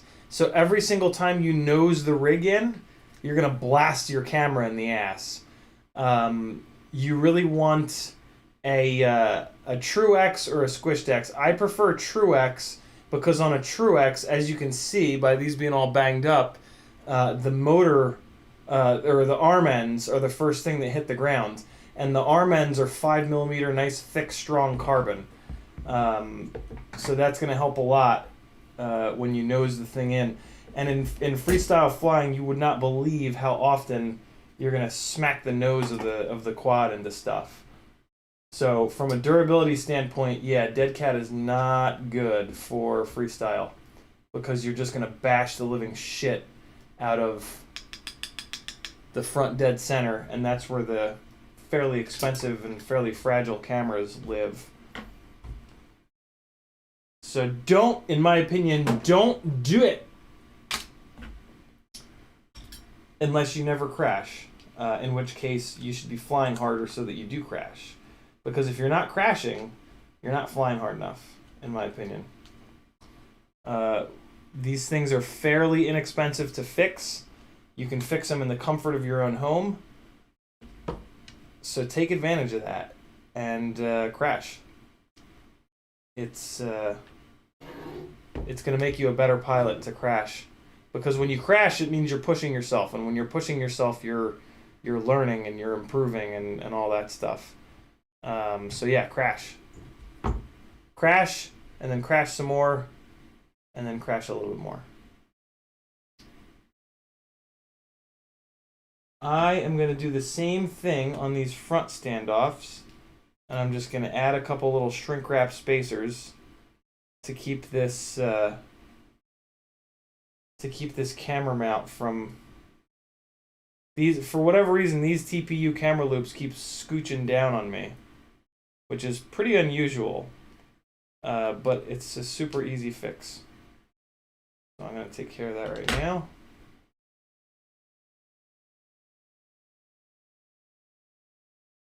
Oh yeah, that's the stuff. That's what I wanted. So I'm just going to pop this up and off, which should be easy because it keeps moving around when I don't want it to move around. Yeah. Just fit a little bit loose. That's a little strange. Come on. There we go. And then I'm just going to drop these guys down. Wait, which one of these is shorter? Because the The base plate is kind of jacked up on the one side. That one's shorter. Okay, so I'm just going to drop those on there. And I am actually going to hit these guys with a little bit of heat because they are a little, they're fitting a little bit loosely right now.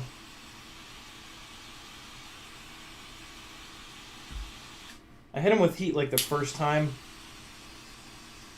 to get them like somewhat shrunken up, but I don't like crank them. I don't like hammer them with heat to the point where they shrink down. I just kind of get them so that they're a little bit tighter. And there we go. I hit that one with a little bit too much heat, but that's okay. And now just keep in mind that when they're hot right now, they're kind of malleable, so just give them a chance to cool down before you go smashing the camera back down on top of it. And I think I might take this camera out of here because I have decided on the Predator Nanos, and this is the perfect chance to unify the camera fleet here. Unify the fleet in terms of cameras, I should say. So let's do it. Let's get this Fox Ear Toothless the hell out of here. Not that it's a bad camera, but it's important to pick and run the exact same camera on all your rigs. It's important to try to do that with everything. It really helps you out as a pilot to fly the same everything all the time. So do it. Do that. And then it also makes repairs a lot easier. Like if you have all the same gear on all your rigs, you can, like, if the most important rig, you blow the camera up, you can just rob the camera off of another rig. But you typically don't need to, because if you use the same cameras on all your rigs, then you can justify having an extra, right? You only have to have one extra camera to cover all of your rigs. And that's it's a big fat win, in my opinion. Let me clean this guy up a little bit.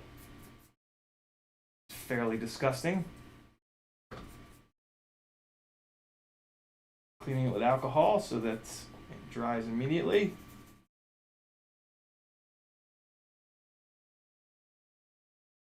And I think this little Fox Ear Toothless might become a giveaway item. Brand new. I only flew it for like 3 or 4 batteries when I was doing the camera testing, and it was good. But the I don't know, something about the Predator Nano, I was just vibing with it. And I was flying really well with it. So, and they're cheap. These Toothlesses, I think, are a little bit more expensive. Okay, cool. We got that, and then we're gonna swap it out with this fella here, which is hopefully in focus from the factory. Sometimes they're not. Usually they are. And my God, look how long these wires are. Jesus. Easy, Fox Ear. My God, man. I don't need this purple wire, but that's fine. I'll just leave it. I'll just snip the end off here. Well, here's what I'll do. I'll pull the silicone down a little bit, and then I'll snip it, and then I'll pull the silicone back up to fully kind of insulate it. All right, so I pulled it down. Got a nice flush cut there. Don't cut it over the quad. And then I'll pull the insulation up. Yeah, there we go. Now we're talking. Okay. Why is this like intertwined? What? Really? What's going on here? No, there we go. Okay, so I want to spin this up by itself. Alright, and then I'm going to do the same with this, but I am going to wrap this pink bastard around it. The pink wire is for camera control, which I just don't bother with. It typically doesn't work anyway.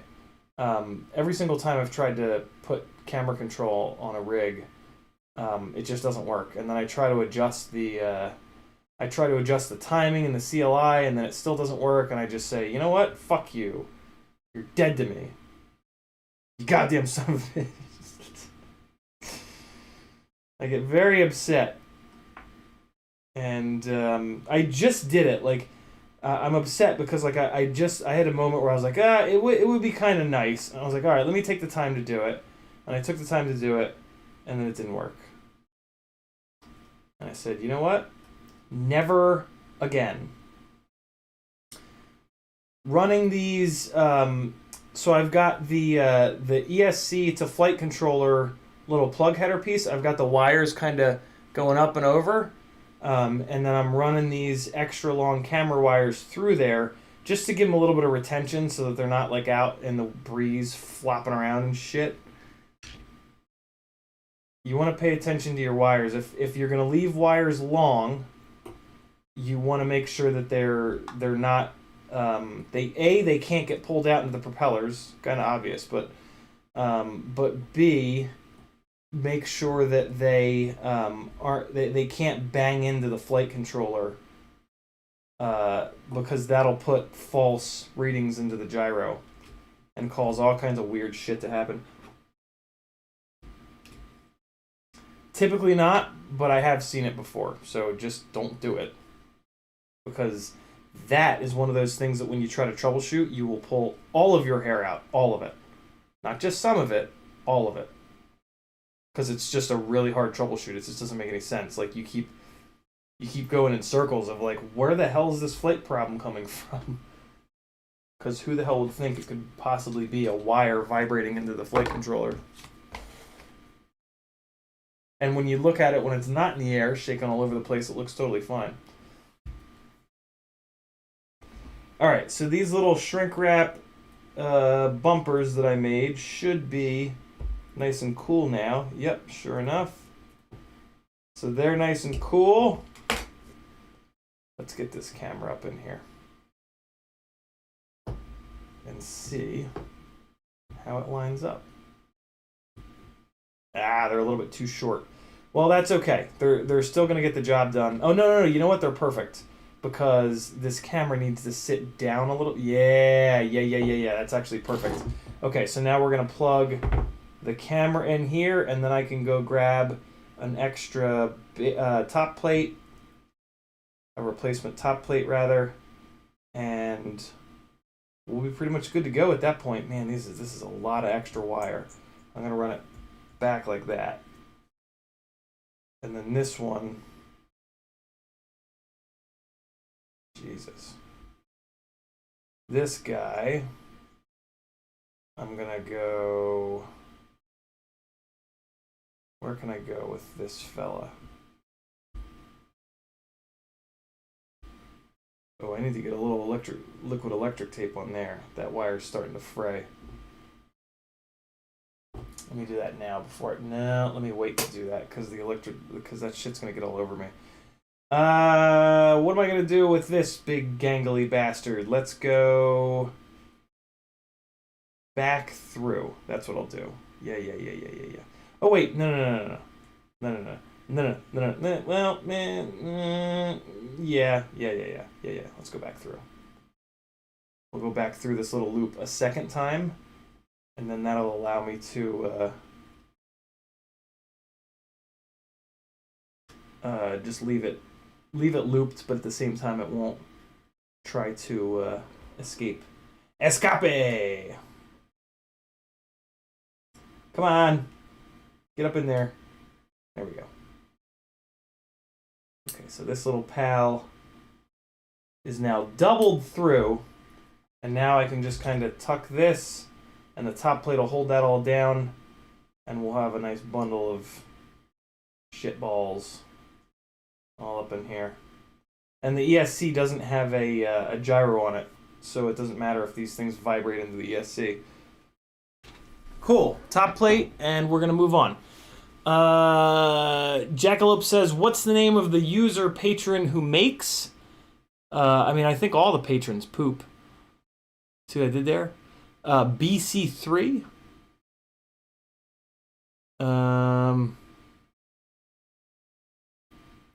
Who makes the TPU stuff? There's a bunch. Just is anybody willing to print Jackalope some stuff, or just order from BMC3D? Jackalope.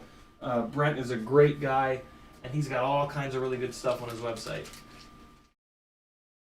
I try not to like browbeat the chat into 3D printing everything for free, but if anybody's willing to, feel free to speak now or wherever holds your peace. All right, top plates. Where the hell are you?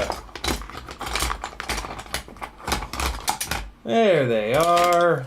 Oh boy, carbon everywhere. I got 2 extras. Perfect. All right, so put that on there. I've got a bunch of these. You know what? Let me get these arms opened up. I ordered a whole shitload of extra glide arms, and then Bob sent me another pack of extras. So I got like spare glide arms coming out my ears right now. But that's good because that will encourage me to fly really hard, which is a good thing because I love it. Come on out of there. Jeez. Okay. Got that. Another set here.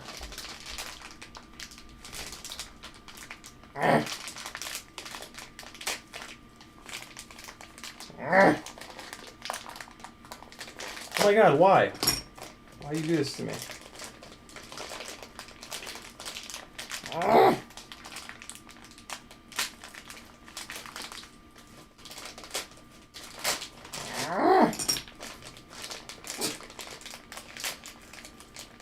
B-Drone says, time to crash. It's always time to crash for me, man.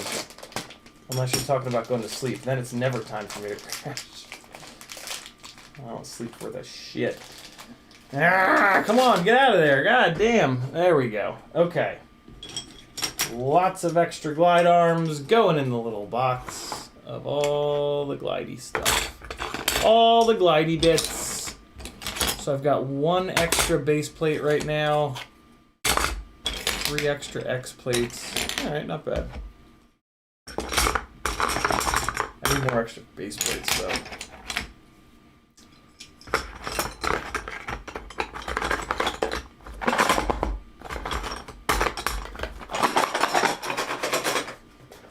Sub 250 box full of glide carbon.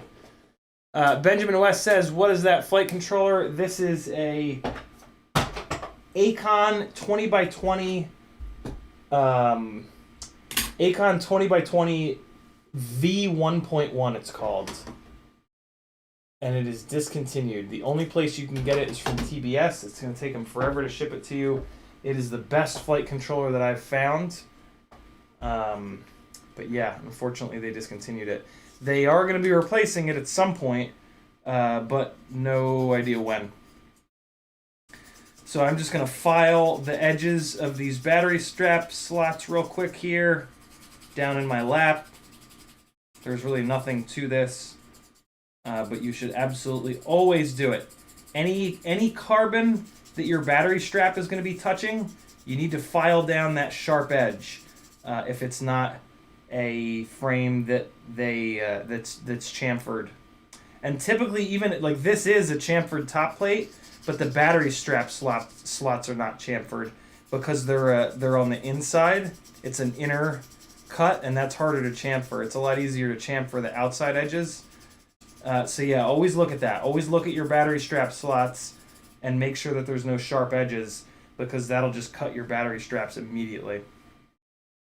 That's actually a pretty big deal, because chopping battery straps is a really good way to lose a rig, because it ejects, when the battery strap breaks, it ejects the battery, that unplugs the battery, and now you don't have a beeper, you don't have video, you got nothing. You're searching blind. It's one of the little things that is a really big deal.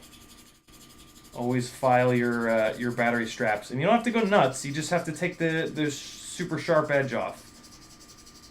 Put a little file at a 45. Take a second, knock down the edges, and you're good to go. You don't have to go wild. You just have to get up in there for a second.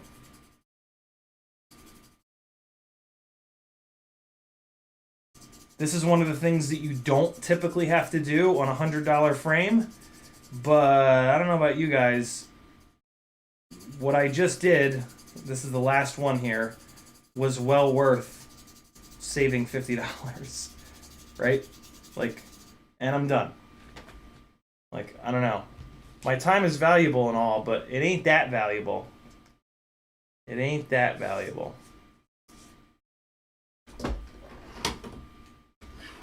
All right. So now what we've got, and I'll show you what I mean about the outer edges being chamfered. So the outer edges of this glide top plate are nice and rounded off and nice and chamfered. You see them? Right? But then the inner edges are not, because it costs more money to chamfer the inner edges. So you just go into your battery strap slots and you just knock down the edges.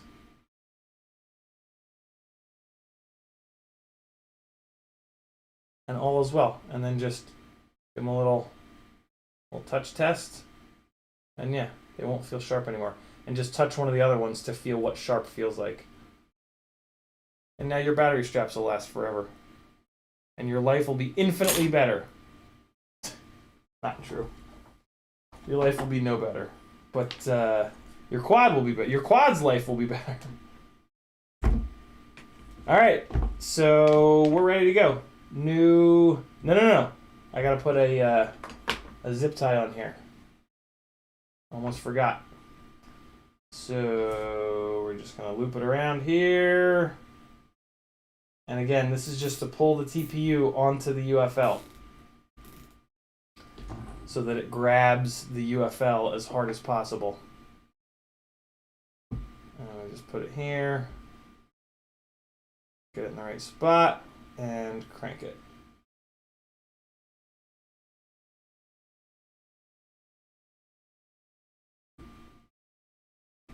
And you do want to pull this pretty good because you really want it to clamp down on that UFL so that if it gets pulled, all of it goes right there rather than going to the UFL connector.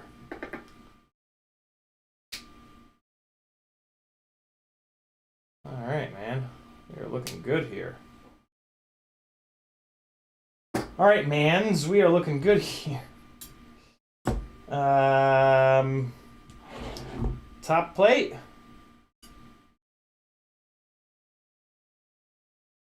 They are directional because they use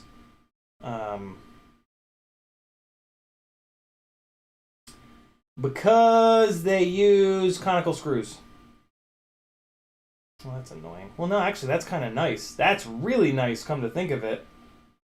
I really like that hanging out because that actually makes it able to be plugged in. A little bit more, a little bit easier to be plugged in. What is getting in the way? Just that wire bundle? Yeah, that's fine. Yeah, it's going to be all right. That's going to push down on that. That's going to push down there. Yeah, it's cool. It's fine. And then I gotta put some, almost forgot I put some grip on this. Gripe.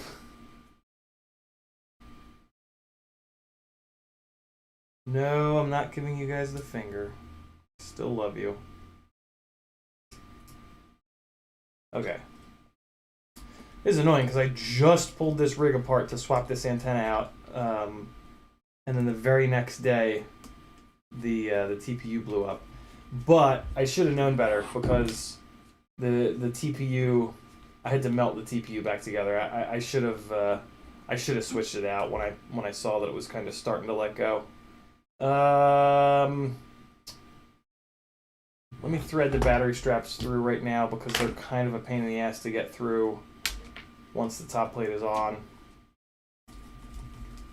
Kind of forgot to do that. It's doable once the top plate is on, but it's just kind of annoying.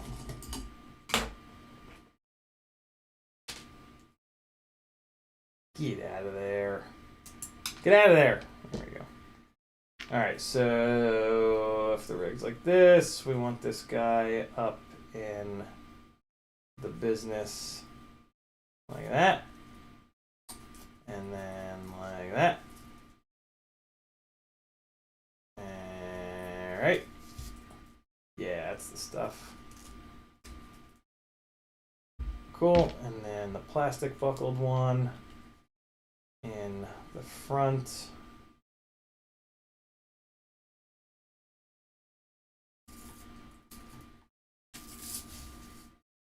Okay.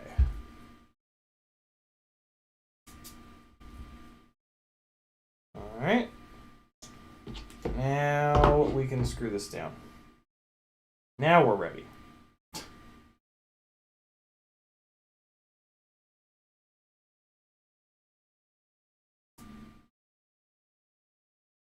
Hey!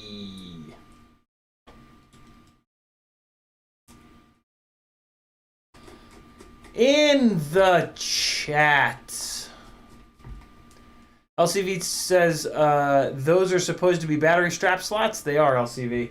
And this is really the best way to do battery strap slots, so that the outside of the battery strap is the full width of the top plate. You never want the battery strap slot to be inboard because then the battery is going to want to wiggle. You want the battery straps as wide as possible so that, like, if your battery's here, you want if you're looking at it from head on, right, you want the battery strap to be like this. You never want it to be like that. If it's like that, the whole thing can wiggle. If it's like this, the battery can't go anywhere. You know what I mean? So you want the battery strap slots out as wide as possible to cradle the battery like this. If they're in too far, then the battery can wiggle. And that's no good. That's really no good. Wiggling batteries will fuck with your gyro readings, and they'll create, like, they'll just create vibrations at frequencies that make no sense, and it's typically low frequencies because the batteries are big and fat and heavy, and extra vibes at low frequencies are a really, really, really bad thing.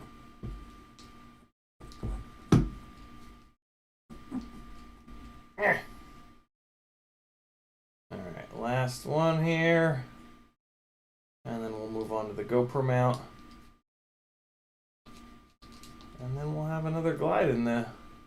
another fleet glide ready to go.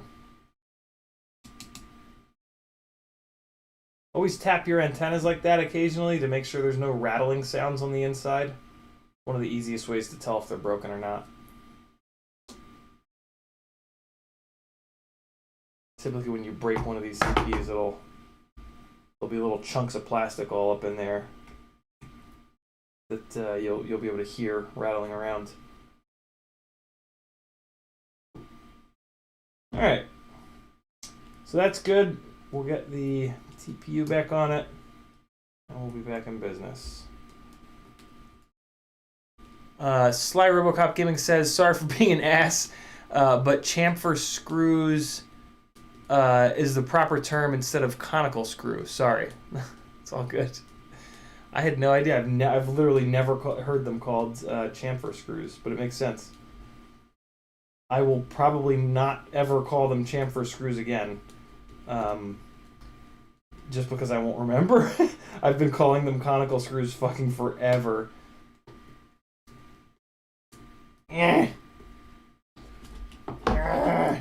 Old habits die hard.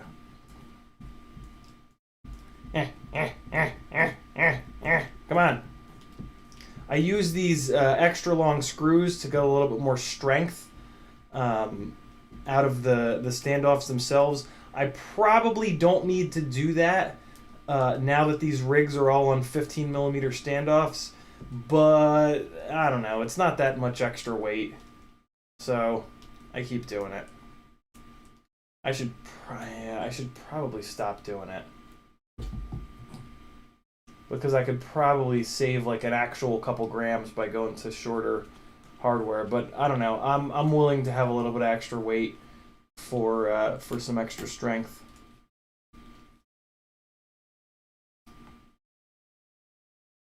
And these standoff screws take one hell of a beating. Ah, shit, that TPU is starting to split there. Alright, so I'm gonna loosen this up.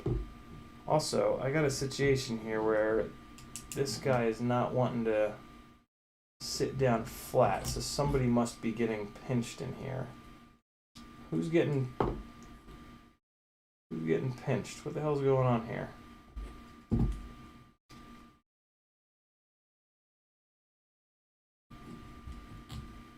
Man, this TPU is hurting. Let me try to just get a really concentrated little blast onto it to repair it. Ooh, that was good. Got that right on there. Looks like it penetrated really nice. Let me get it one more time.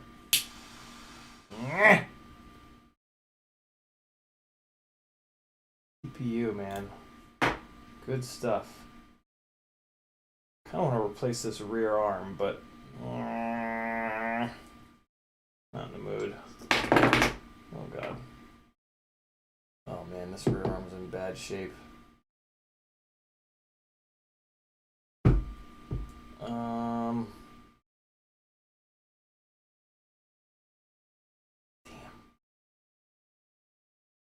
There's like nothing left there. Shit. Next time it blows up all. Oh, I hate that. I hate. This is the moment that I hate, where it's like, if I don't fix this now, there's a good chance it'll break that motor. But man, I don't feel like fixing it right now. Fairly Functional says, I think they're called tapered also. Ah. Stephen Rossi says the proper term is countersunk screw. I've heard them called countersunk. I've definitely heard that before. Okay, so this one's nice and tight. I'm just gonna give this one another second to cool down, and I'm gonna contemplate whether or not I'm gonna change this arm out. Ugh.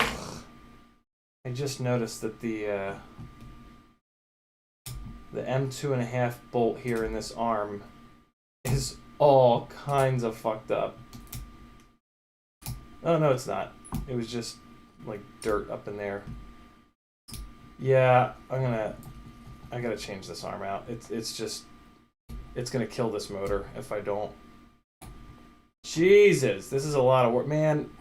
Fucking freestyle rigs getting all destroyed.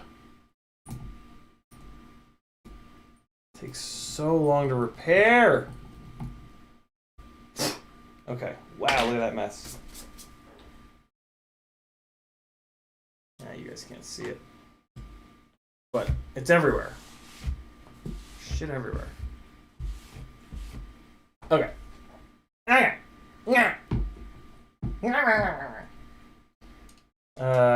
gonna do the right thing.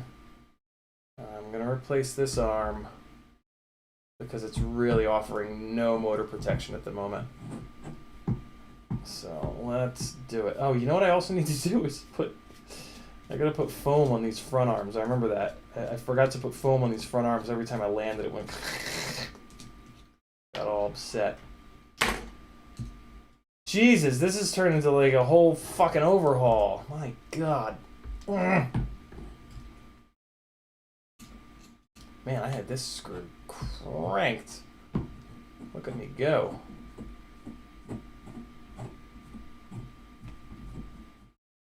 This thing is gonna be all fancy when it's done here. Man. It's got two of the new generation front arms with the longer horns. Got a brand new antenna, brand new, not brand new, but newish TPU. Crazy. Get these motor screws out of here. I should have probably cracked these loose before I removed both of those arm bolts, but I should be alright. Oh my god, or not. This is a job for the MIP driver. Easy game.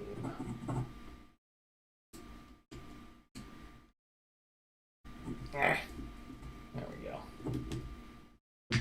Okay, let's get this motor off of here. Swap this arm out real quick. I gotta get that box of carbon out again. And this motor will be a little bit safer, which is good because these are I have all my rigs on these impossible to find, long discontinued F40 Pro 2s. So this will potentially protect a very hard to find motor.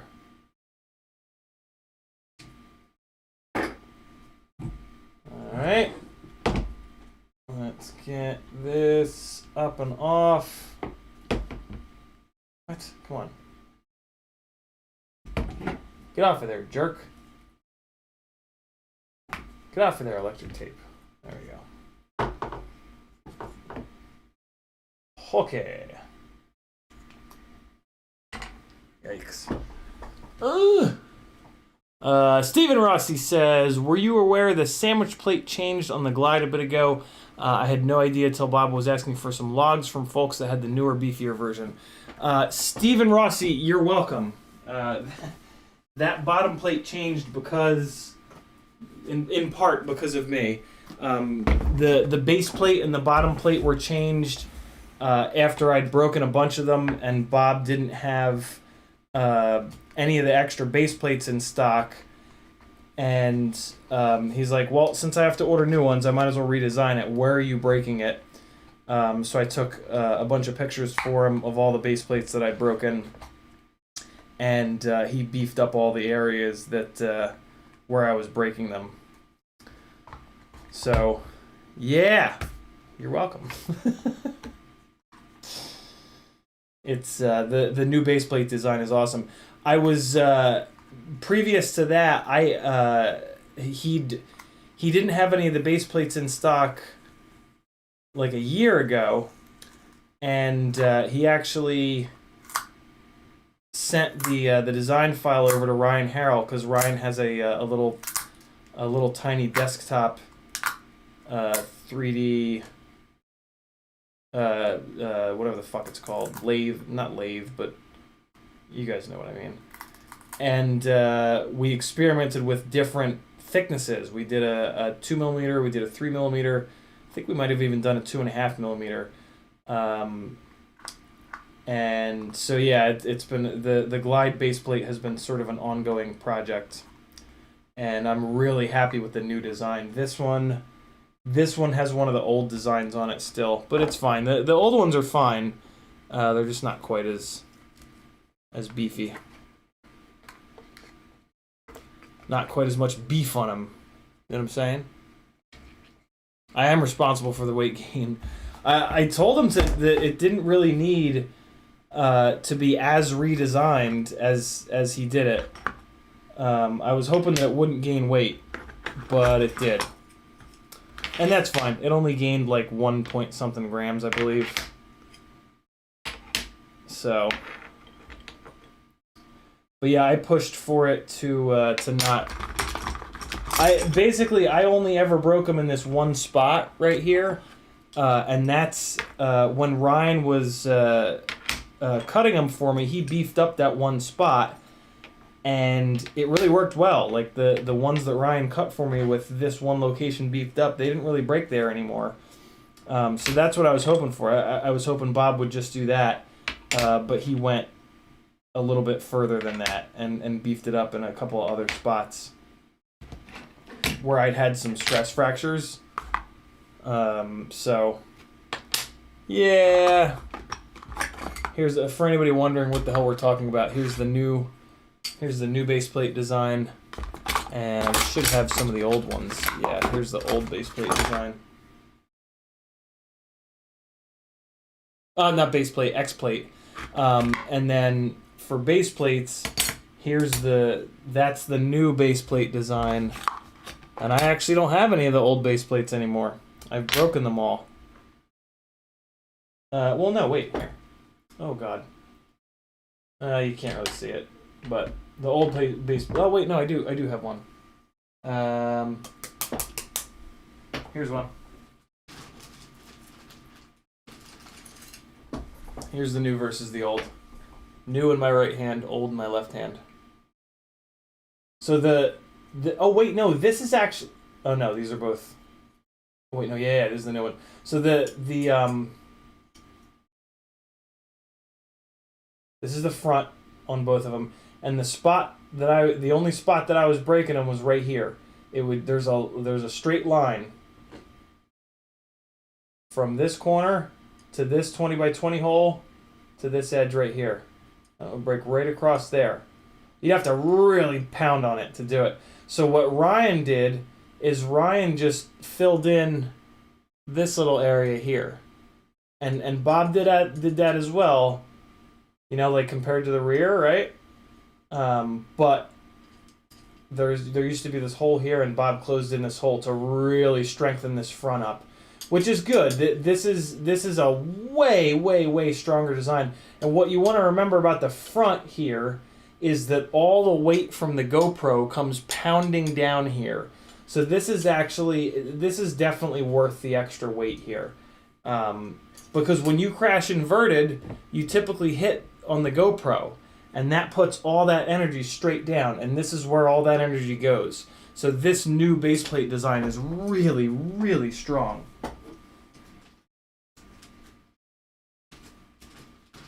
I dig it. You did a really good job.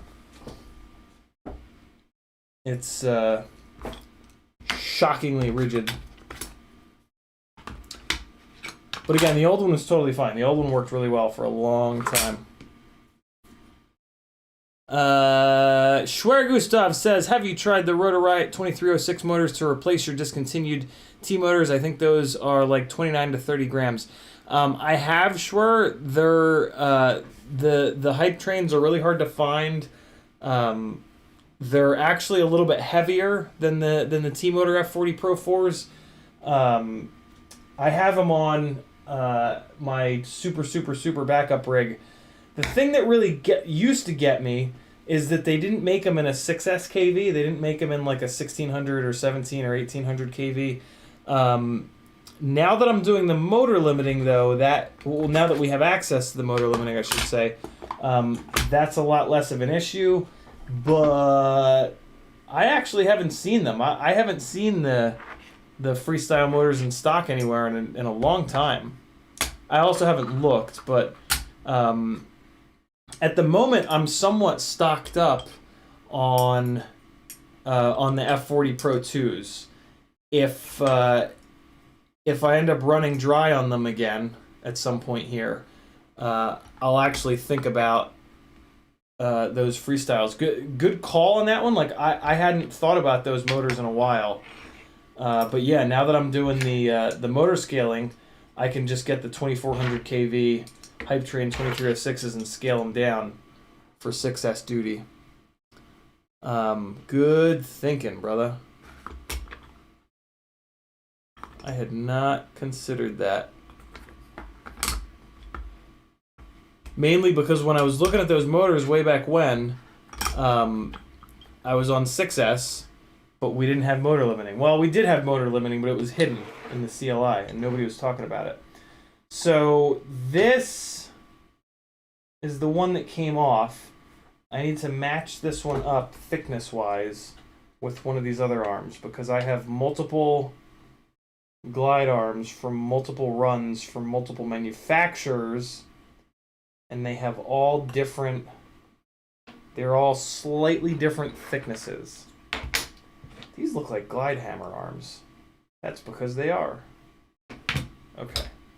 This is a glide hammer arm too, isn't it? Yes, it is. I'm going to put those aside.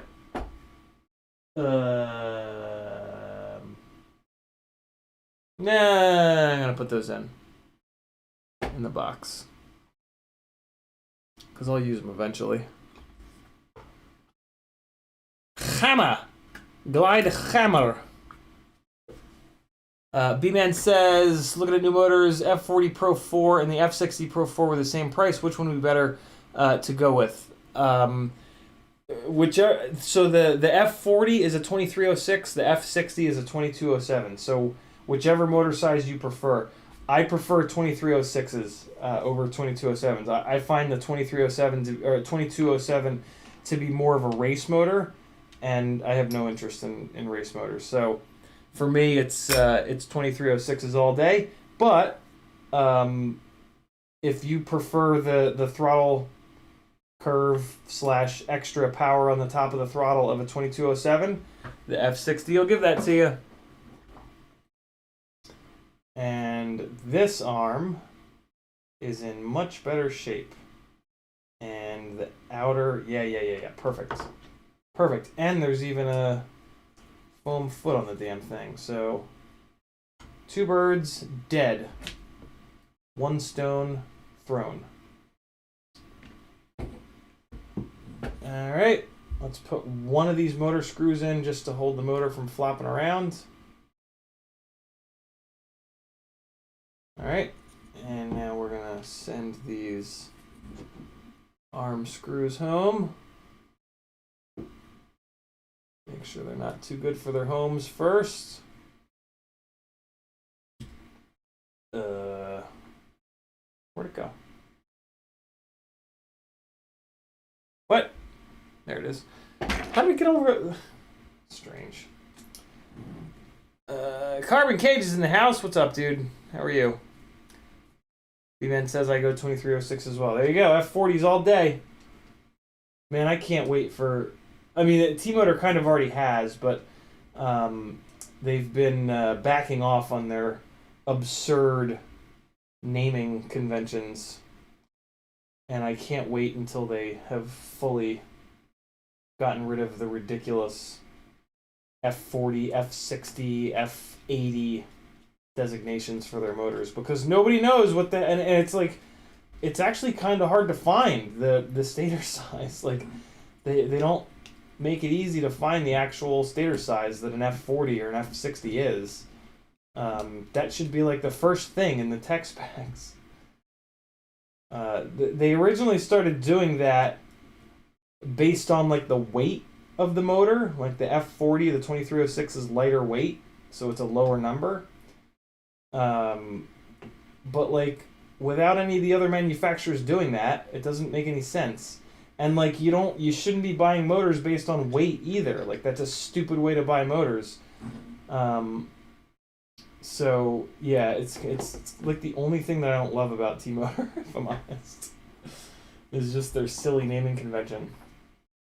And like I'm so used to it that I just forget. Like I just assume that everybody knows that an F40 is a 2306, and an F60 is a 2207. But that's not true. Most people actually don't know that because it's hard to find that spec out. It's hard to hunt that spec down, I should say. So yeah, everybody message T-Motor and say, hey, what stator size is the F40? And if enough people message them asking, they'll get so tired of it that they'll just call the F40s 2306. They should call them F2306. That's what they've begun to do, is use F and then the stator size. So hopefully they'll keep doing that, because it's the F line is their premium line of motors.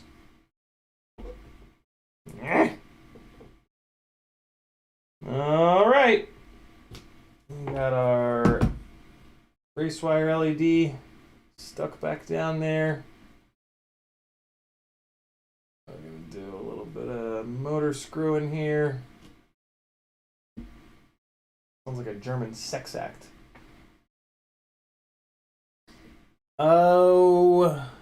Okay. Scott Gillen says, you says duty. It's true. Right 9 says, glorious glide. Come on, get out of there. Here we go. What's today? Thursday? What are we doing tomorrow? Tomorrow can't be 4-inch Friday because I fixed the goddamn 4-inch rig tonight. So what? Oh, tomorrow night will be 5-inch Friday, and we will blast through a whole bunch of the FPV crate Patreon 200 patron goal giveaway build. If you're not on my Patreon, you should be. If nothing else, then because of the fact that there's going to be a $300+ giveaway, so for $3 whole you can enter into that giveaway and potentially, I mean, your odds aren't that bad. Your odds are like 0.5%, and that ain't bad because I only have like 200 people over there. So yeah, join the Patreon and maybe you'll win a $300+ build. Oh boy, what the hell is that noise? Good God. That bearing is totally annihilated.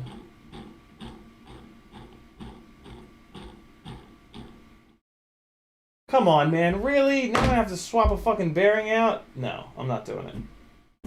I'm not doing it. Oh my God, it's so bad though. Oh yeah, it's super sloppy. Oh, come on. Really? Am I just gonna work on this one rig all night? Ugh. See how quick I can bang through this. Did I crank these? Yeah, I think I did. It's almost always the top bearing, which I can usually remove while it's still screwed down to the arm like this, so this actually shouldn't be too bad, but getting the replacement bearing in there is sometimes a pain in the ass. I'm actually kind of starting to run out of these bearings. Although I think I have 1 million of these stators, so I can just go into my stash of stators and yoink all of the and just yoink them all back to Yoinkville, you know? What? What? What? So let's check this top bearing first, although it's always the top bearing, so I don't even really need to check. I know that that's the one, and yeah, there it is. Wow, that's bad. That is a bad bearing. I just happen to have one sitting here. Let's check it. Make sure it's smooth. It's okay. There's another one sitting right next to it. Let's try this one as well. That one's a little bit better. Alright, so let's smack this out. I gotta do this on my lap. Here, you guys will be able to spectate the spectacle. This is how you smack bearings out. Hold on, if I put this here, will you guys be able to see it? Yeah, you'll be able to see it. Alright, so kind of hold it roughly in here against the little rag action. Take my big old M2.5 Weehaw, put it at an angle so that it catches the inner race of that top bearing, and smack it with a hammer. And it doesn't always kick it out on the first hit, but in this case it did, and that was pretty cool. And there it is. There's a bad bearing. Get rid of it. Make it go away. Now that one came out so easy that I think this replacement one might just kind of drop right in there. No, of course not. They always need to be pressed in a little bit, which is fine. So if you go to like, hold on, I got a lot of shit on this table, and some of it I think is carbon fiber dust, which you gotta be careful about. Alright, so always try to just like mash it in there a little bit just to kind of get it started, but usually you can't really get it very far in there. So if you go to Home Depot, you can just get a couple of washers and a little wing nut and a little guy like this, and then you just got to make sure that they're the exact right size, sized for the outside of the bearing, and you can Go up from the bottom. And then washer on top. And then a little wing nut action. And the wing nut just allows you to do this by hand. And then you're just going to crank it down. And you just push the bearing in. Sometimes you got to really crank on this. But the big important thing is that the washer is exactly the width of the bearing so that the washer is pushing on the outer race of the bearing. And I'm not going to show, it's hard for me to show that. If you just go to Google, if you don't know what an inner race and an outer race is, just go to Google image search and search for like bearing outer race or just like bearing teardown. And there'll be a teardown of what a bearing looks like. The outer race is what you need to push on to not ruin the bearing. If you push the bearing in by the inner race, it's going to fuck it up, basically. So yeah, because the outer race is what's like the stator. The stator has like a cup here for the bearing to sit into, and you got to push it in by the outer race so that the outer race bottoms out in that cup. If you push it in by the inner race, you're pushing on the inner race, which is pushing on the balls, and then the balls are pushing on the outer race, and the balls are going to leave dents in the race, and that's when bearings get ruined. So don't ruin the bearing when you're putting it in. Wait until you crash really hard to ruin the bearing. Much better. Still not perfect though. The bottom bearing is actually not in great shape, which is interesting. The bottom bearings typically don't take much abuse, but eventually they will reach the end of their tether.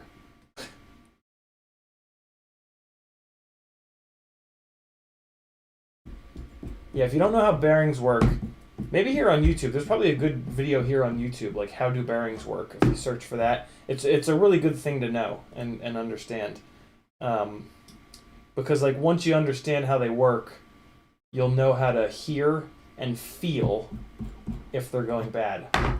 And when they go bad, they create electrical noise, believe it or not, and vibrations. And both of those things are the devil. Time for some grip, and then thank fucking God we'll be done with this rig. Oh wait, no, I gotta crank down this one bolt that I melted the TPU back together. And I also gotta try to figure out why the hell it's not bottoming out on the standoff. And of course there it is now bottoming out. Okay, so we're good. Cool. All set. Everything's nice and tight. Let's check the arms. Yep, nice and strong. Ooh, I gotta put a little bit of liquid electric tape on that one arm bolt. Somebody's not super tight in here. I can kind of feel it. One of these two fellas has backed out. That one had backed out a little bit. This one looks like it's been through a fucking wood chipper. So let me see if I can see if this is the culprit here. What's up, Double A? Scott Gillen says, we got a problem. My past RC gear was anodized green. Then I switched to purple about 15 years ago. Are you willing to share color scheme? What do you mean, Scott? I'm confused. Put the new bearing in the freezer for a while beforehand, then it'll drop into 0. That's a good idea, Alpha Sloth. I never thought of that. Come on, get out of there. God, what the hell did I crash in to get this much dirt rammed into these? Fucking hell.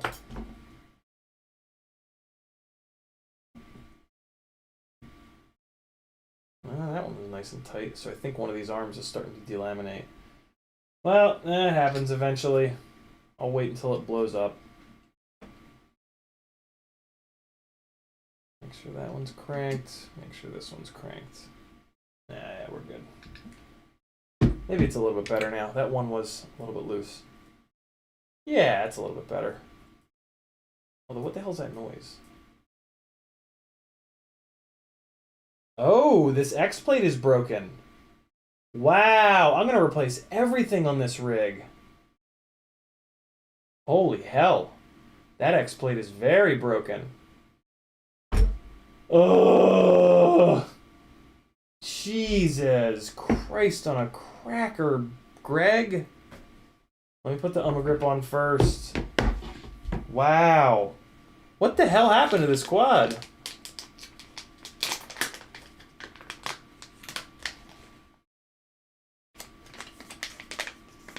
Scott says, Recar racers really don't like to share. We cool?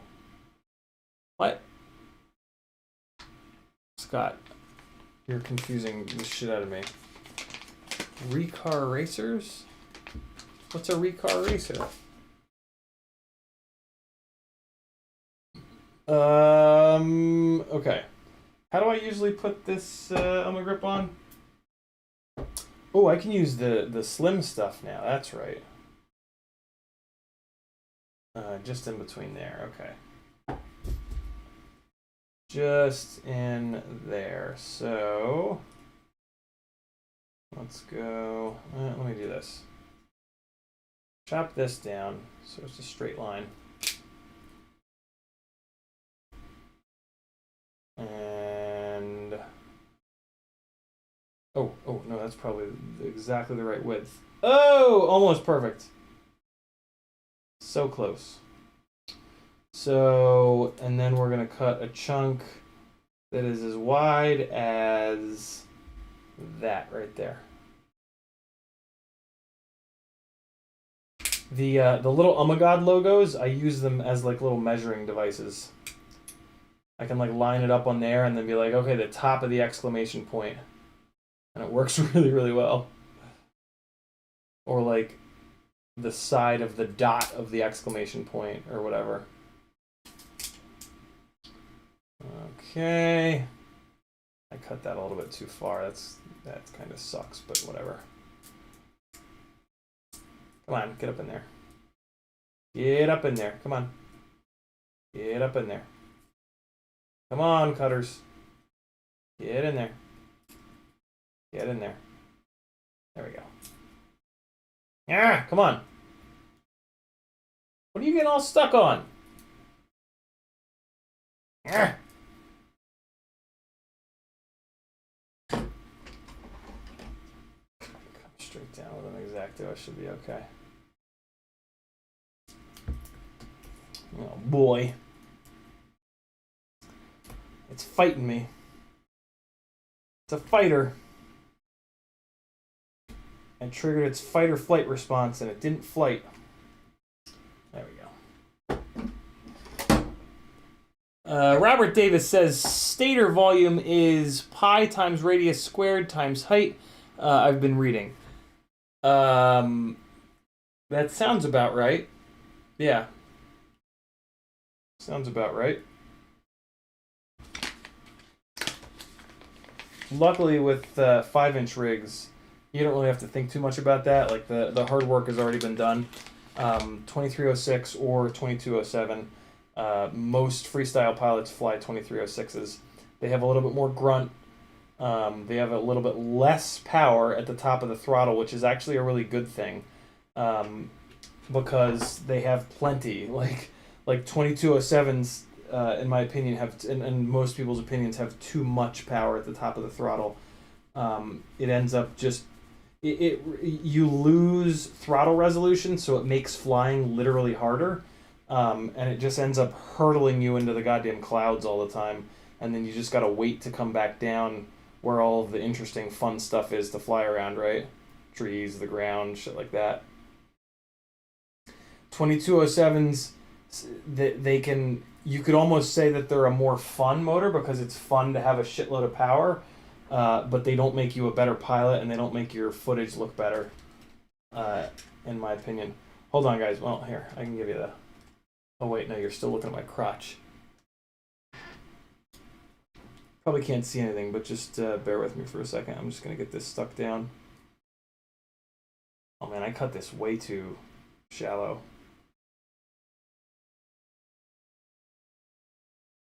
Jesus, it's also way too long. Hold on, I gotta cut this down. I did not measure this properly at all. I screwed up with my exclamation point measuring scale.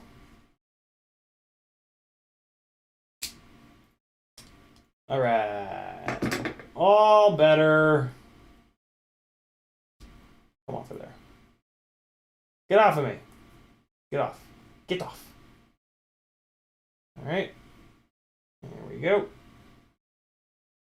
This little guy on here. And perfect. All right. It's like you guys are looking through a wormhole. Wormhole. And the top of that thing had a shitload of dust on it. It is like a fucking snowstorm up in here. Dude, I cannot believe this X plate is broken. Ugh. I gotta fix it. I absolutely have to fix it. The X plate is a big deal. And if it goes all the way, it can take the base plate with it, so it's not something to screw around with. So we're just gonna have to do it. Scott says we used to take out the inner races to lessen drag, but have to clean all the time. It was a joke. Pro RC car racers didn't like it when someone else copied their color scheme. Okay, gotcha. Robert Davis says, Rosser said 3-to-1 ratio is the sweet spot. I bought 2207s, just about 3-to-1, so that's just 5-inch, bro. Yeah, it's... Scott did that video that he did was really, really good. 22, but yeah, I mean, like... I don't know. I base a lot of my decisions off of what the pilots that I really enjoy watching fly. And most of those guys fly 2306s. In reality, it's just about, do you want more grunt in the middle of the throttle and more sensitivity in the middle throttle, or do you want more power at the top of the throttle? That's really the difference between 2306 and 2207. I've flown a lot of each, and every single time that I look at my flight footage from 2306s, it's much more interesting and much more fun to watch, and I look like a better pilot, and the PID loop also works better, and there's a lot of advantages of 2306s. They're also lighter weight, which is a big deal. So yeah, for me and most freestyle pilots, it's kind of like 2306 for life. But 2207s are still a really good motor. Most racers run 2207s because they want that extra horsepower all the way up at the top of the throttle. So, you know, no wrong answers, just a very different flight feel between the two of them. Both really good sizes, though. The 5-inch rigs have had a huge development cycle over the last like 5 or 6 years, and yeah, 2306s have really kind of risen to the top as the correct freestyle 5-inch freestyle motor size. But everybody has their own opinion. Everybody has their own flight style. Everybody has their own, like, you know, preferences, and that's totally fine. 2207s are going to give you a huge amount of power at the top of the throttle. Unfortunately, that comes at the cost of losing some throttle resolution in the rest of the throttle. But you could always just motor limit them down to get that back. You could motor limit them down to 95 or 90%, and you could get that throttle resolution back. So yeah, there's a lot of different ways to kind of equalize things. Dauntless is doing a toothpick rebuild, taking 4 hours so far and don't even have the AO mounted. Chris Croft says, so what about the FPV Cycle 5-inch motors? The FPV cycle motors are very interesting. They're like a 20, I believe they're a 2506. So they're a lot bigger. They're too heavy for me, and I also question how durable they're going to be. I'm a really big fan of 30-gram motors, and the only 30-gram motors are 2306s. So they're really good. Bob did a really good job on those motors. As soon as there's a set available that doesn't have these weird desync issues, I'm probably going to try a set out. But I can't imagine with what they weigh that I'll switch to them. Although you never know. If they're... I don't know. They're pretty heavy. They should, for the size, they should be even heavier, which is what makes me wonder about their durability.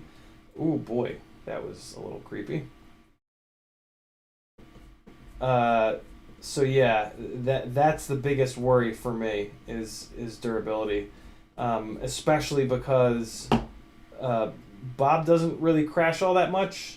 Like I typically will, if I buy a motor from, like if I buy like a Pilot sponsored motor, I make sure that Pilot crashes a lot. And yeah, Bob really doesn't. And when he does crash, it's in the grass. So yeah, I mean, it's not a bad thing, right? Like there are plenty of people in this hobby that don't crash a lot. And those people will benefit from going with the more fragile motors because a more fragile motor is going to be a little bit lighter. But that ain't me. And I've got to stick with what's going to work best for me. What's up, Maniac? Metal says, I would love to build lighter rigs, but limiting factor for me is that I'm not willing to fly sessions anymore. Yeah. I mean, you can build the rig light, but then you're just going to have that 40-gram weight penalty. But I mean, if you build a rig that with a session would be 600 grams, it'll only be 640 without a session. That's still pretty damn light. That's still lighter than most. Most people are like deep into the 700s. And man, when I fly rigs like that, I just crash into fucking everything because they just have so much momentum. They just never stop. They're always like sliding forward into things. Should I use the? Let me see what the weight difference is between the old and the new X plate. If it's not much heavier, I think maybe I'll use the new X plate. 8.9 for the old one. 10 for the new one. Yeah. I'll do an extra gram. That's fine. I'll do an extra gram. I don't want to, but I will. Look at this broken-armed bastard. Man, I'm glad that I flexed the arms like that to find the broken X plate, because I would have gone out and flown it and then had to rip it apart again, which is just infuriating. Now let me put these bent ass arm bolts back in. You guys notice that when I was removing them, how much they were wobbling? It's just one or two of them actually, but one of them was really bad, and I don't care. I'm gonna put it right the hell back in. I just don't care if they're bent. Like, whatever. Eventually it'll break, and then I'll replace it.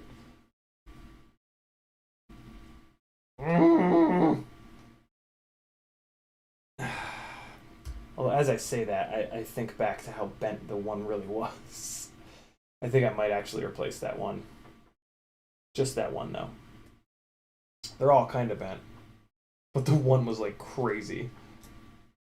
It might be this one. I think it is this one. Nah, it's not this one. What the hell? Come on, get in the arm.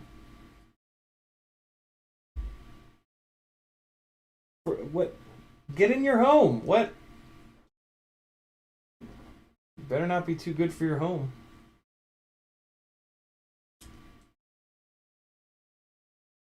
Where's the hole? Chat, if you let me down after I said that, I'll never forgive you. Come on, dude. What? Oh. Oh, I see. Got it. No, I don't. Where? There it is. I just felt it. Nope.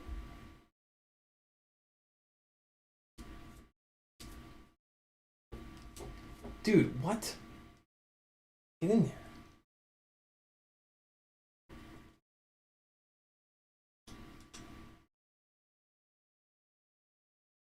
Come on, man. Why you gotta be like this? Hold on. His bags are packed. Alright, you jackass. Get in there. There we go. I just needed to push on it a little bit. That's always the key. Pushing on it. Oh, nope. It's still not going. It's still fucking refusing. There it is. Its bags weren't packed. Alright, I need the big MIP driver because this bottom plate tolerance is tighter and it's threading through the damn thing. There it goes. Now we got it. Now we got it. Yes. Okay. Which one of these is ultra bent? Is it you? Or is it you? It's not this one. It must be the other one.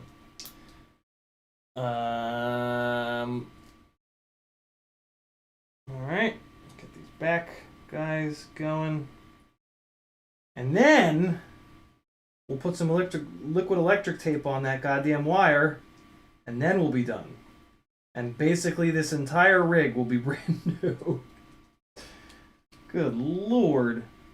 Oh, this is the ultra bent one. I think I'm actually going to swap this one out because it is so bent. It is extraordinarily bent. Just like my dick! Short, shriveled, and to the left, as always. What movie? Don't let me down. Oh my god, this one is super bent too. Fuck it, no, I'm putting both bent ones back in. I don't even care. It's fine. I really don't think it matters once it's cranked all the way down.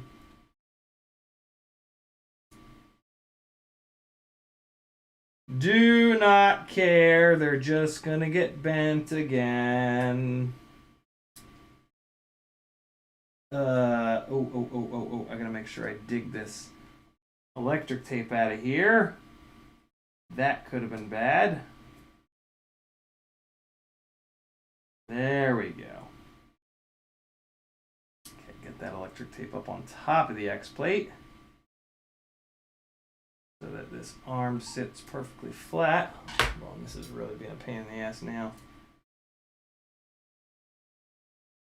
Come on, you bastard, you. There we go. That side. Try to get this side here.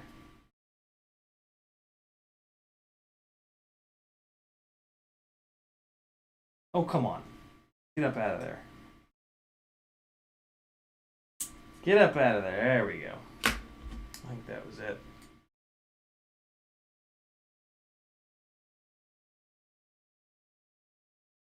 Nope. Where the hell is the... Oh god, this arm was at a horrible angle.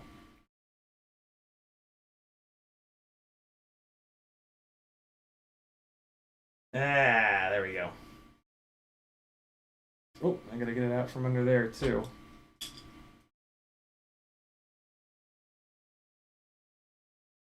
Jesus, come on, man. What is with this electric tape? What are you doing to me?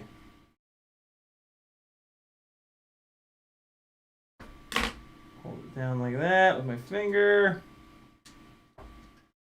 And just Crank this all the way down. Liar, liar, there it is. Good one, Jeff. Good call.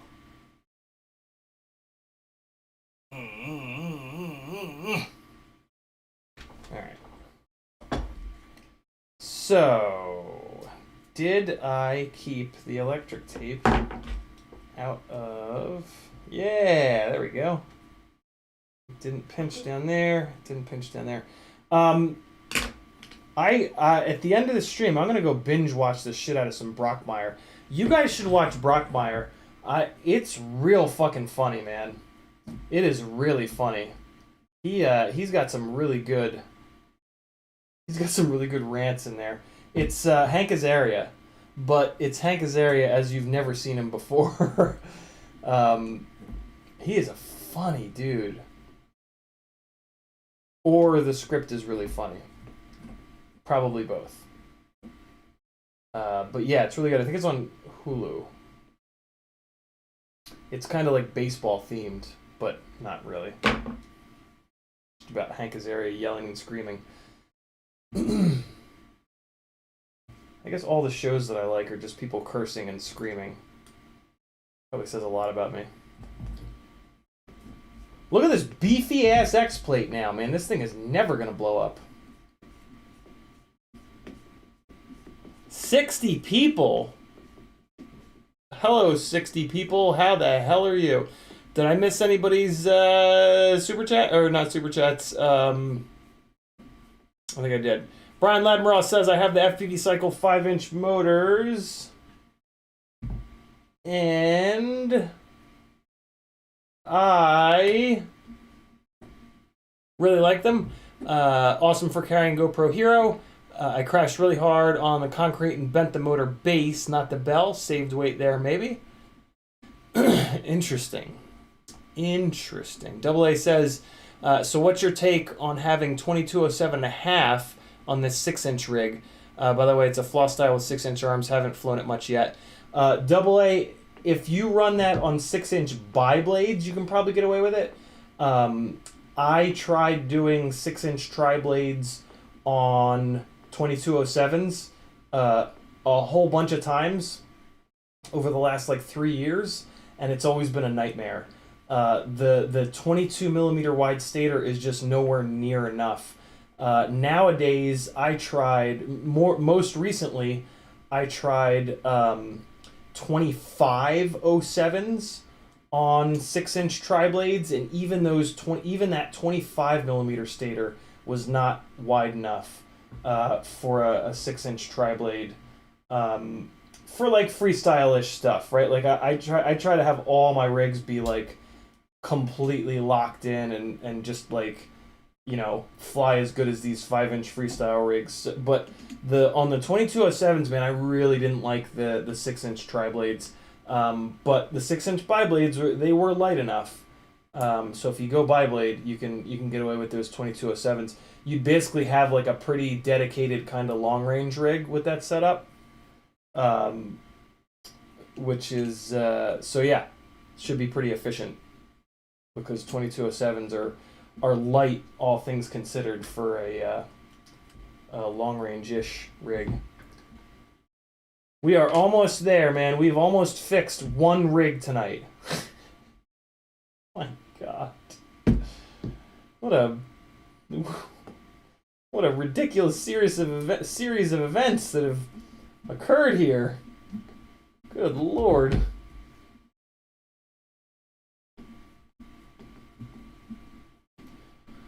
I gotta get these arms straight. They're all fucking jacked up in the game. There we go. That's better. Everything tightened down here. Everything's kind of like half-assed. Let's go. Come on. Come on. Come on. Come on. Get it. Get it. Get it. Get it. Get in there. Get in there. Get in there. Yes. Go. Go. Go. Go. Alright, so now I'm going to pull everything. What the fuck was that? Son of a bitch. That was one of the press nuts. Right. You gotta crank these outer ones down first, or they'll pull the press nuts right out. Forgot about that. Forgot about that. But luckily, these press nuts are like self-tapping, so all I gotta do is drop it on the floor 18 more times, and then eventually, I won't drop it on the floor, and I can put it in here. Oh man, I almost dropped it on the floor again. So I can just kind of sneak it on in here, and it will self-mutilate. It'll self-immolate. So I just gotta crank it, crank it, crank it. And then once it catches, it will drive itself into the carbon. Oh, there it goes. It's beautiful. I love these fucking press nuts that Bob found. And then once it's in, it is in, man. There we go. Okay. Yeah, so on the glide with the press nuts, for the record, make sure you crank these outer. Make sure you crank these outers first, and then put the inners in. Otherwise, you'll push the press nuts right out from the outer holes, which is, it's like I was just saying, it's no big deal if you do that, but it's just there's no reason to do that. Dauntless says, my friend is building a 6-inch long-range rig. Would you recommend 2207s? No. I mean, I don't like rigs that don't fly good, right? Like, I think purposefully building a rig that doesn't fly well is kind of silly. That being said, some of these long-range guys just don't care. Like, they just don't care if a rig bobbles all around in the sky and flies like a bag of ass. But, I don't know, I think that's kind of crazy. So, yeah, I'm never going to recommend that. I'm never going to recommend a motor that can't handle the weight of the propeller. But I'm also not a hardcore long-range guy, so you got to kind of take that with a grain of salt. So I think the best thing to do is just to look up other pilots that you like the way that they fly, you like their footage, you like, you know, what they're doing, and just whatever their setup is, just mirror their setup. I really think that's the best way to kind of build a setup, is to look at somebody who's put the time in to figure that shit out and try different things, and just mirror that person. In my opinion, that's kind of the cheat code. In a good way, though. And then send him a message and be like, yo, love the way you fly. Just mimicked your build, and it flies great. Thanks for listing out your parts in your video descriptions. And then that person will be like, oh man, what a nice human. I'm going to send this random stranger some free stuff. Probably not going to do that, but you never know. If you message someone that's got enough money, maybe they'll send you some free shit.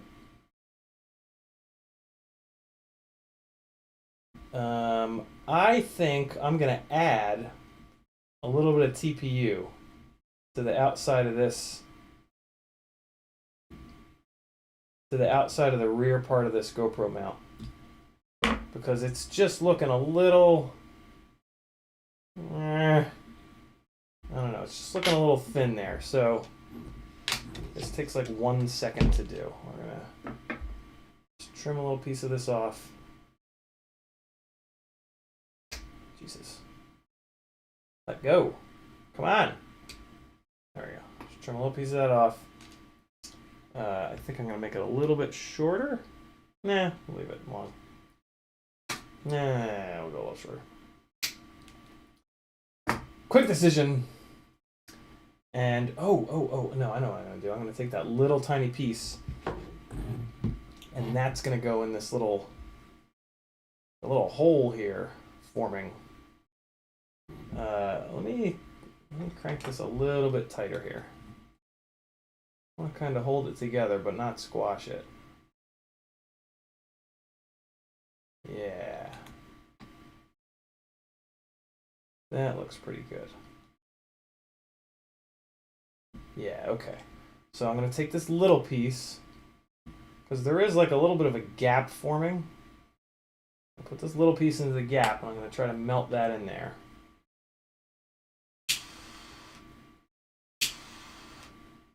Whoa. So sometimes I like when they catch on fire, because they provide their own heat. And then they'll kind of like melt themselves in to some extent. There we go. Well, that little piece was kind of perfect, actually. And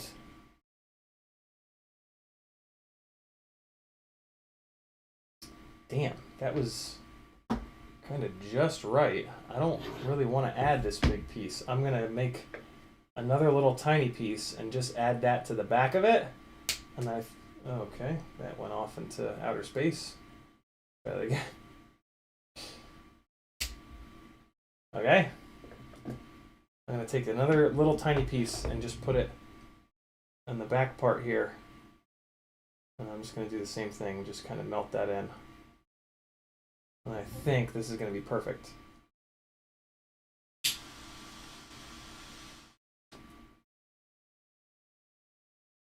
Ah!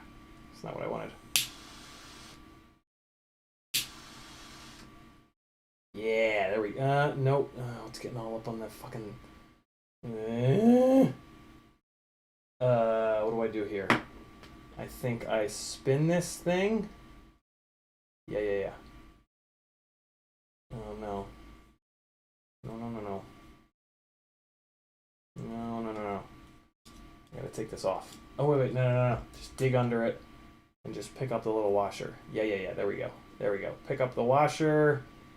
Yeah, that's it. Perfect. So now the washer does have some melted TPU on it, but it's fine. I'm just going to break this little stringer here. Cool. All right, crisis averted. Give this a minute to chill out. And while I'm waiting, I'm going to put the liquid electric tape on the little motor wire here. Woo!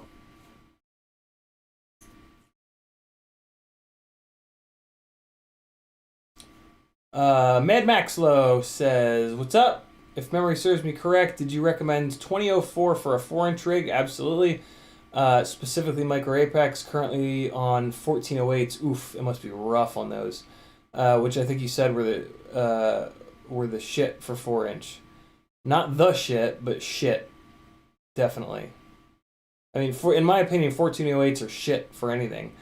No purpose for the 4-inch, just the fun of exploring builds. Yeah, 2004s for sure. FPV Trucker says, run God 2306 2050s on 6-inch reverb with 6-inch tri-blades. 5S flies amazing. Nice. So FPV Trucker kind of hitting on a really good point, which is that everybody has a different idea of... everybody has different, everybody has a different idea of, what good is. I've had that, pretty much that exact same setup, and I thought it flew horrible. But I have impossible standards, and that's fine.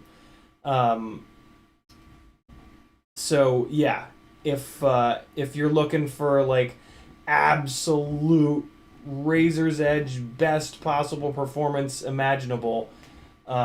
that's what my recommendations come from. But that's not for everybody. God damn it. Yeah, this liquid electric tape is completely... It is just completely hardened. God damn it. Well, that's okay. I'm going to use welder. I'm going to throw this away. I'm going to miss the garbage can twice. And I'm just gonna use a little welder. Yeah, and that's not a bad thing. For most people don't need their rigs to fly as good as mine do, and that's totally fine. That being said, The bigger motors aren't really more expensive. So, in my opinion, it's a better bet to get the bigger motors. But again, I'm not a hardcore long range guy. If you're just looking to go as far as possible, a lighter weight, under spec motor basically is actually a better idea for you. It's all about what you want. And for me, I just want like maximum flight performance on everything that I build.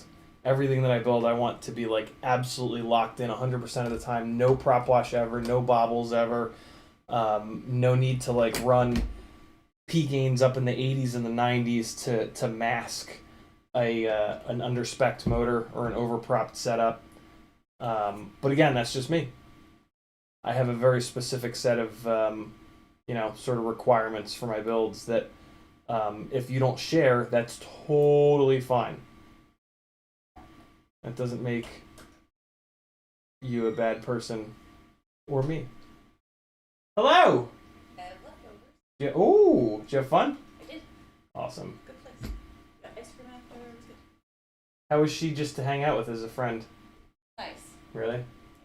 Perfect. Um, Good for you. It's pasta. What kind? Huh? What kind? Taco and pepe. It's has like Parmesan cheese, black pepper, Oh, and some pancetta. awesome. Thank you. All right, boys and girls, we are almost ready. We are almost done with the never-ending repair. My God, what the? I must have just like not repaired this rig for a while because man, it was just a real hot mess. There's a lot going on with this. This is finally cooled down a little bit, so now I can crank this. And it's got some extra TPU on the outside. Oh yeah, perfect. Much better. Much better. Okay. Excellent. New X plate. New TPU antenna holder. New arm. Fix the wiredness. New camera. Spacers below the camera holder. Good God, man. Why the hell's the camera sitting in there all sideways like that? What? What's that about? Wait a second. Against that. And then... Oh, no, it's not. No, it's not. Or is it? Is that an optical illusion? What the hell's going on here? Why does the camera look like it's sitting... Oh, because this top plate is not sitting down flat. Why isn't the top plate sitting down flat? What the fuck is going on here? There we go. What is this top plate up to? Like bent? Nah, we're good. We good.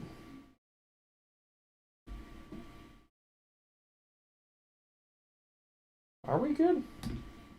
What's going on with this top plate?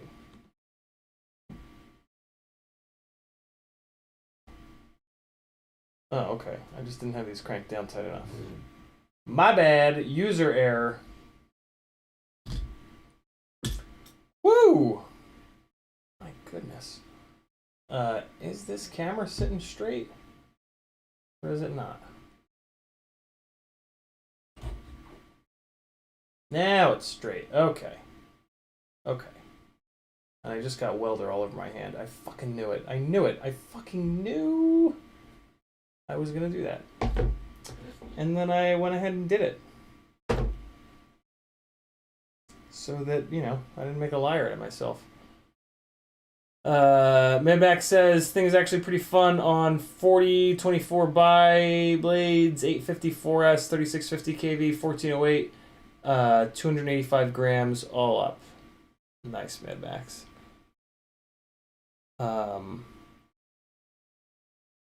EQ says almost looks like you have one bigger spacer up front for the camera.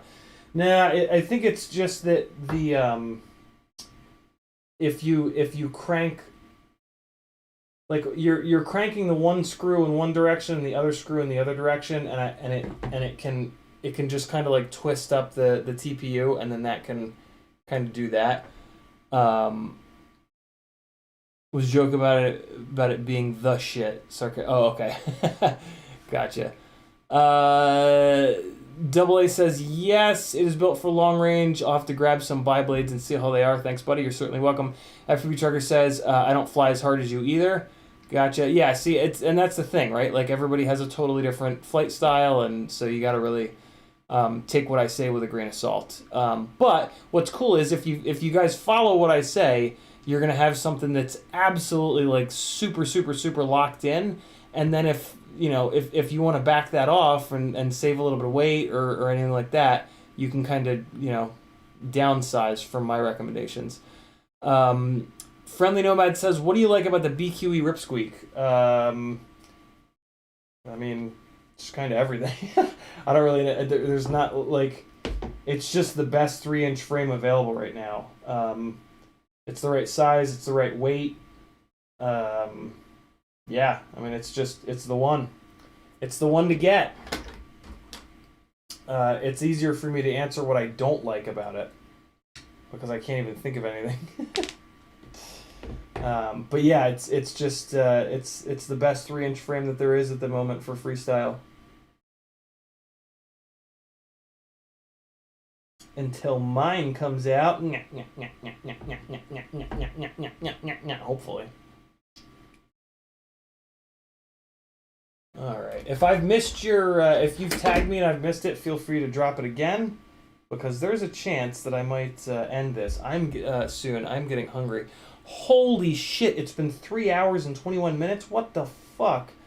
I was trying to end the public. I was gonna end the public stream and go to a Patreon stream, but not now. I'm not going for 4 hours again today.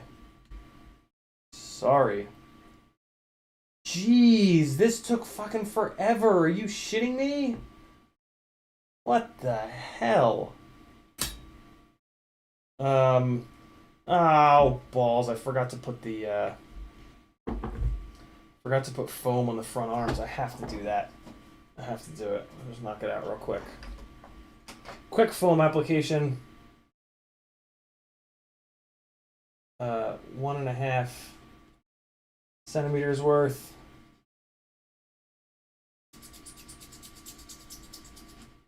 Chop!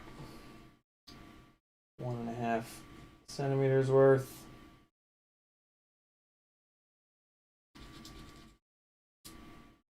Wow, this is... I can't believe how long it took to get this thing repaired, although there was a lot.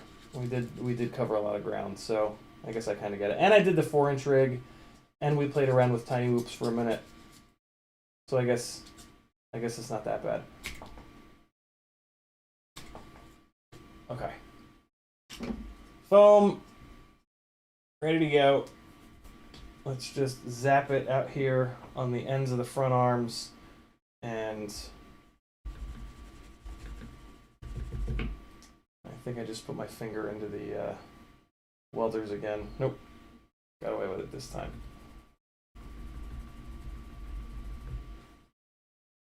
All right, foam. Super secret foam, that is, going on.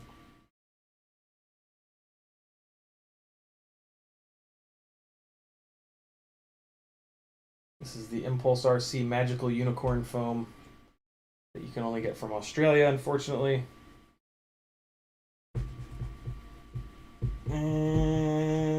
Okay, one piece is on. Second piece is going on now. All right. And there we have it. Nope. I need to do a little bit of, I need to do a wrap of electric tape as well. Jesus, this is never going to end. It's never going to end. I'm going to be repairing this for the rest of my life. All right. Not that much. That's probably enough. Okay. Come on. Throw this on here.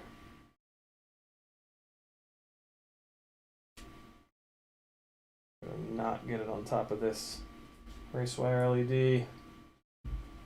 Wrap it down here around the foamy. And then bring the other side around and do the same. That will keep the foamy on.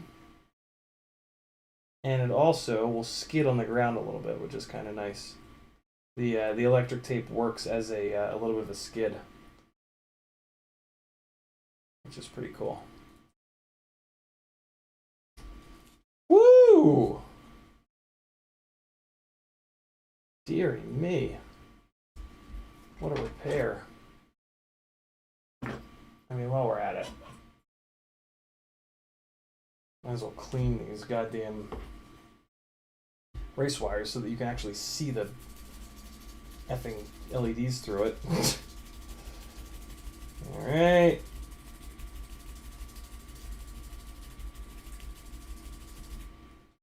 A little bit more alcohol in here.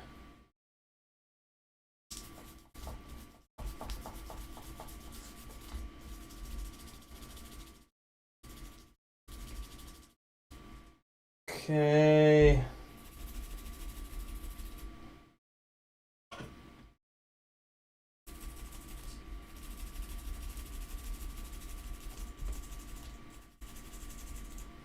And last one.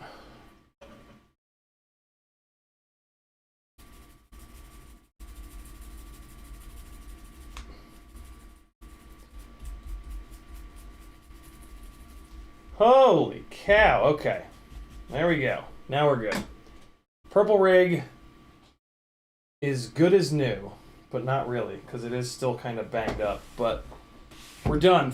We thrashed on a Thursday, and now I'm going to go relax for a little bit. Good God, it's 11 o'clock. What the hell? All right, yeah.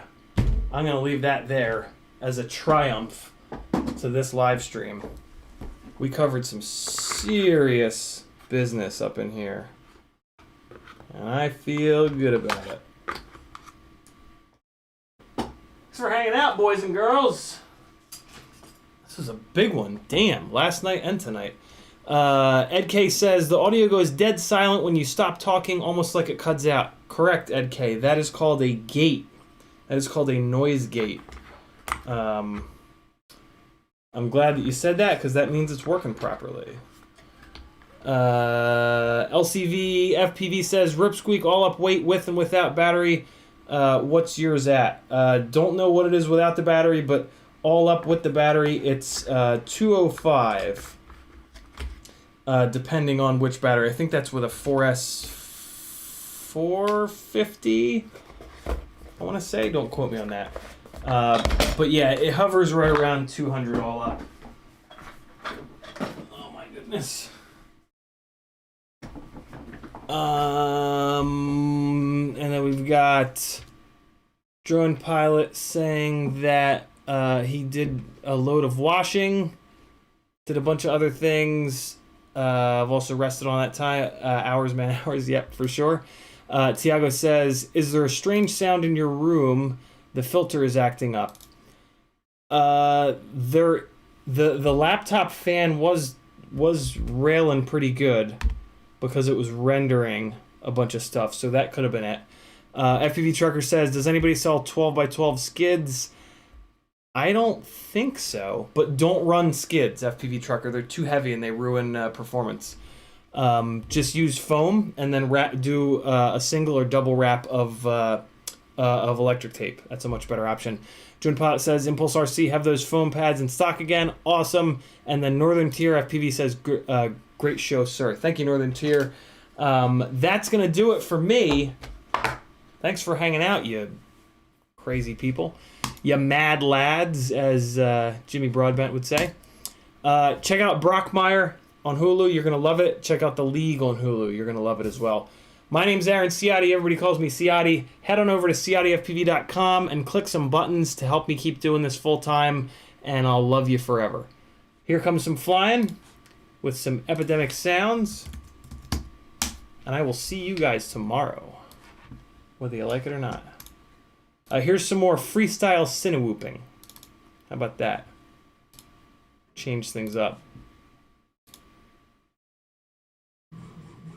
This, I think this was like straight up the maiden of this one too. All right, guys. I will see you tomorrow. Come on. There we go.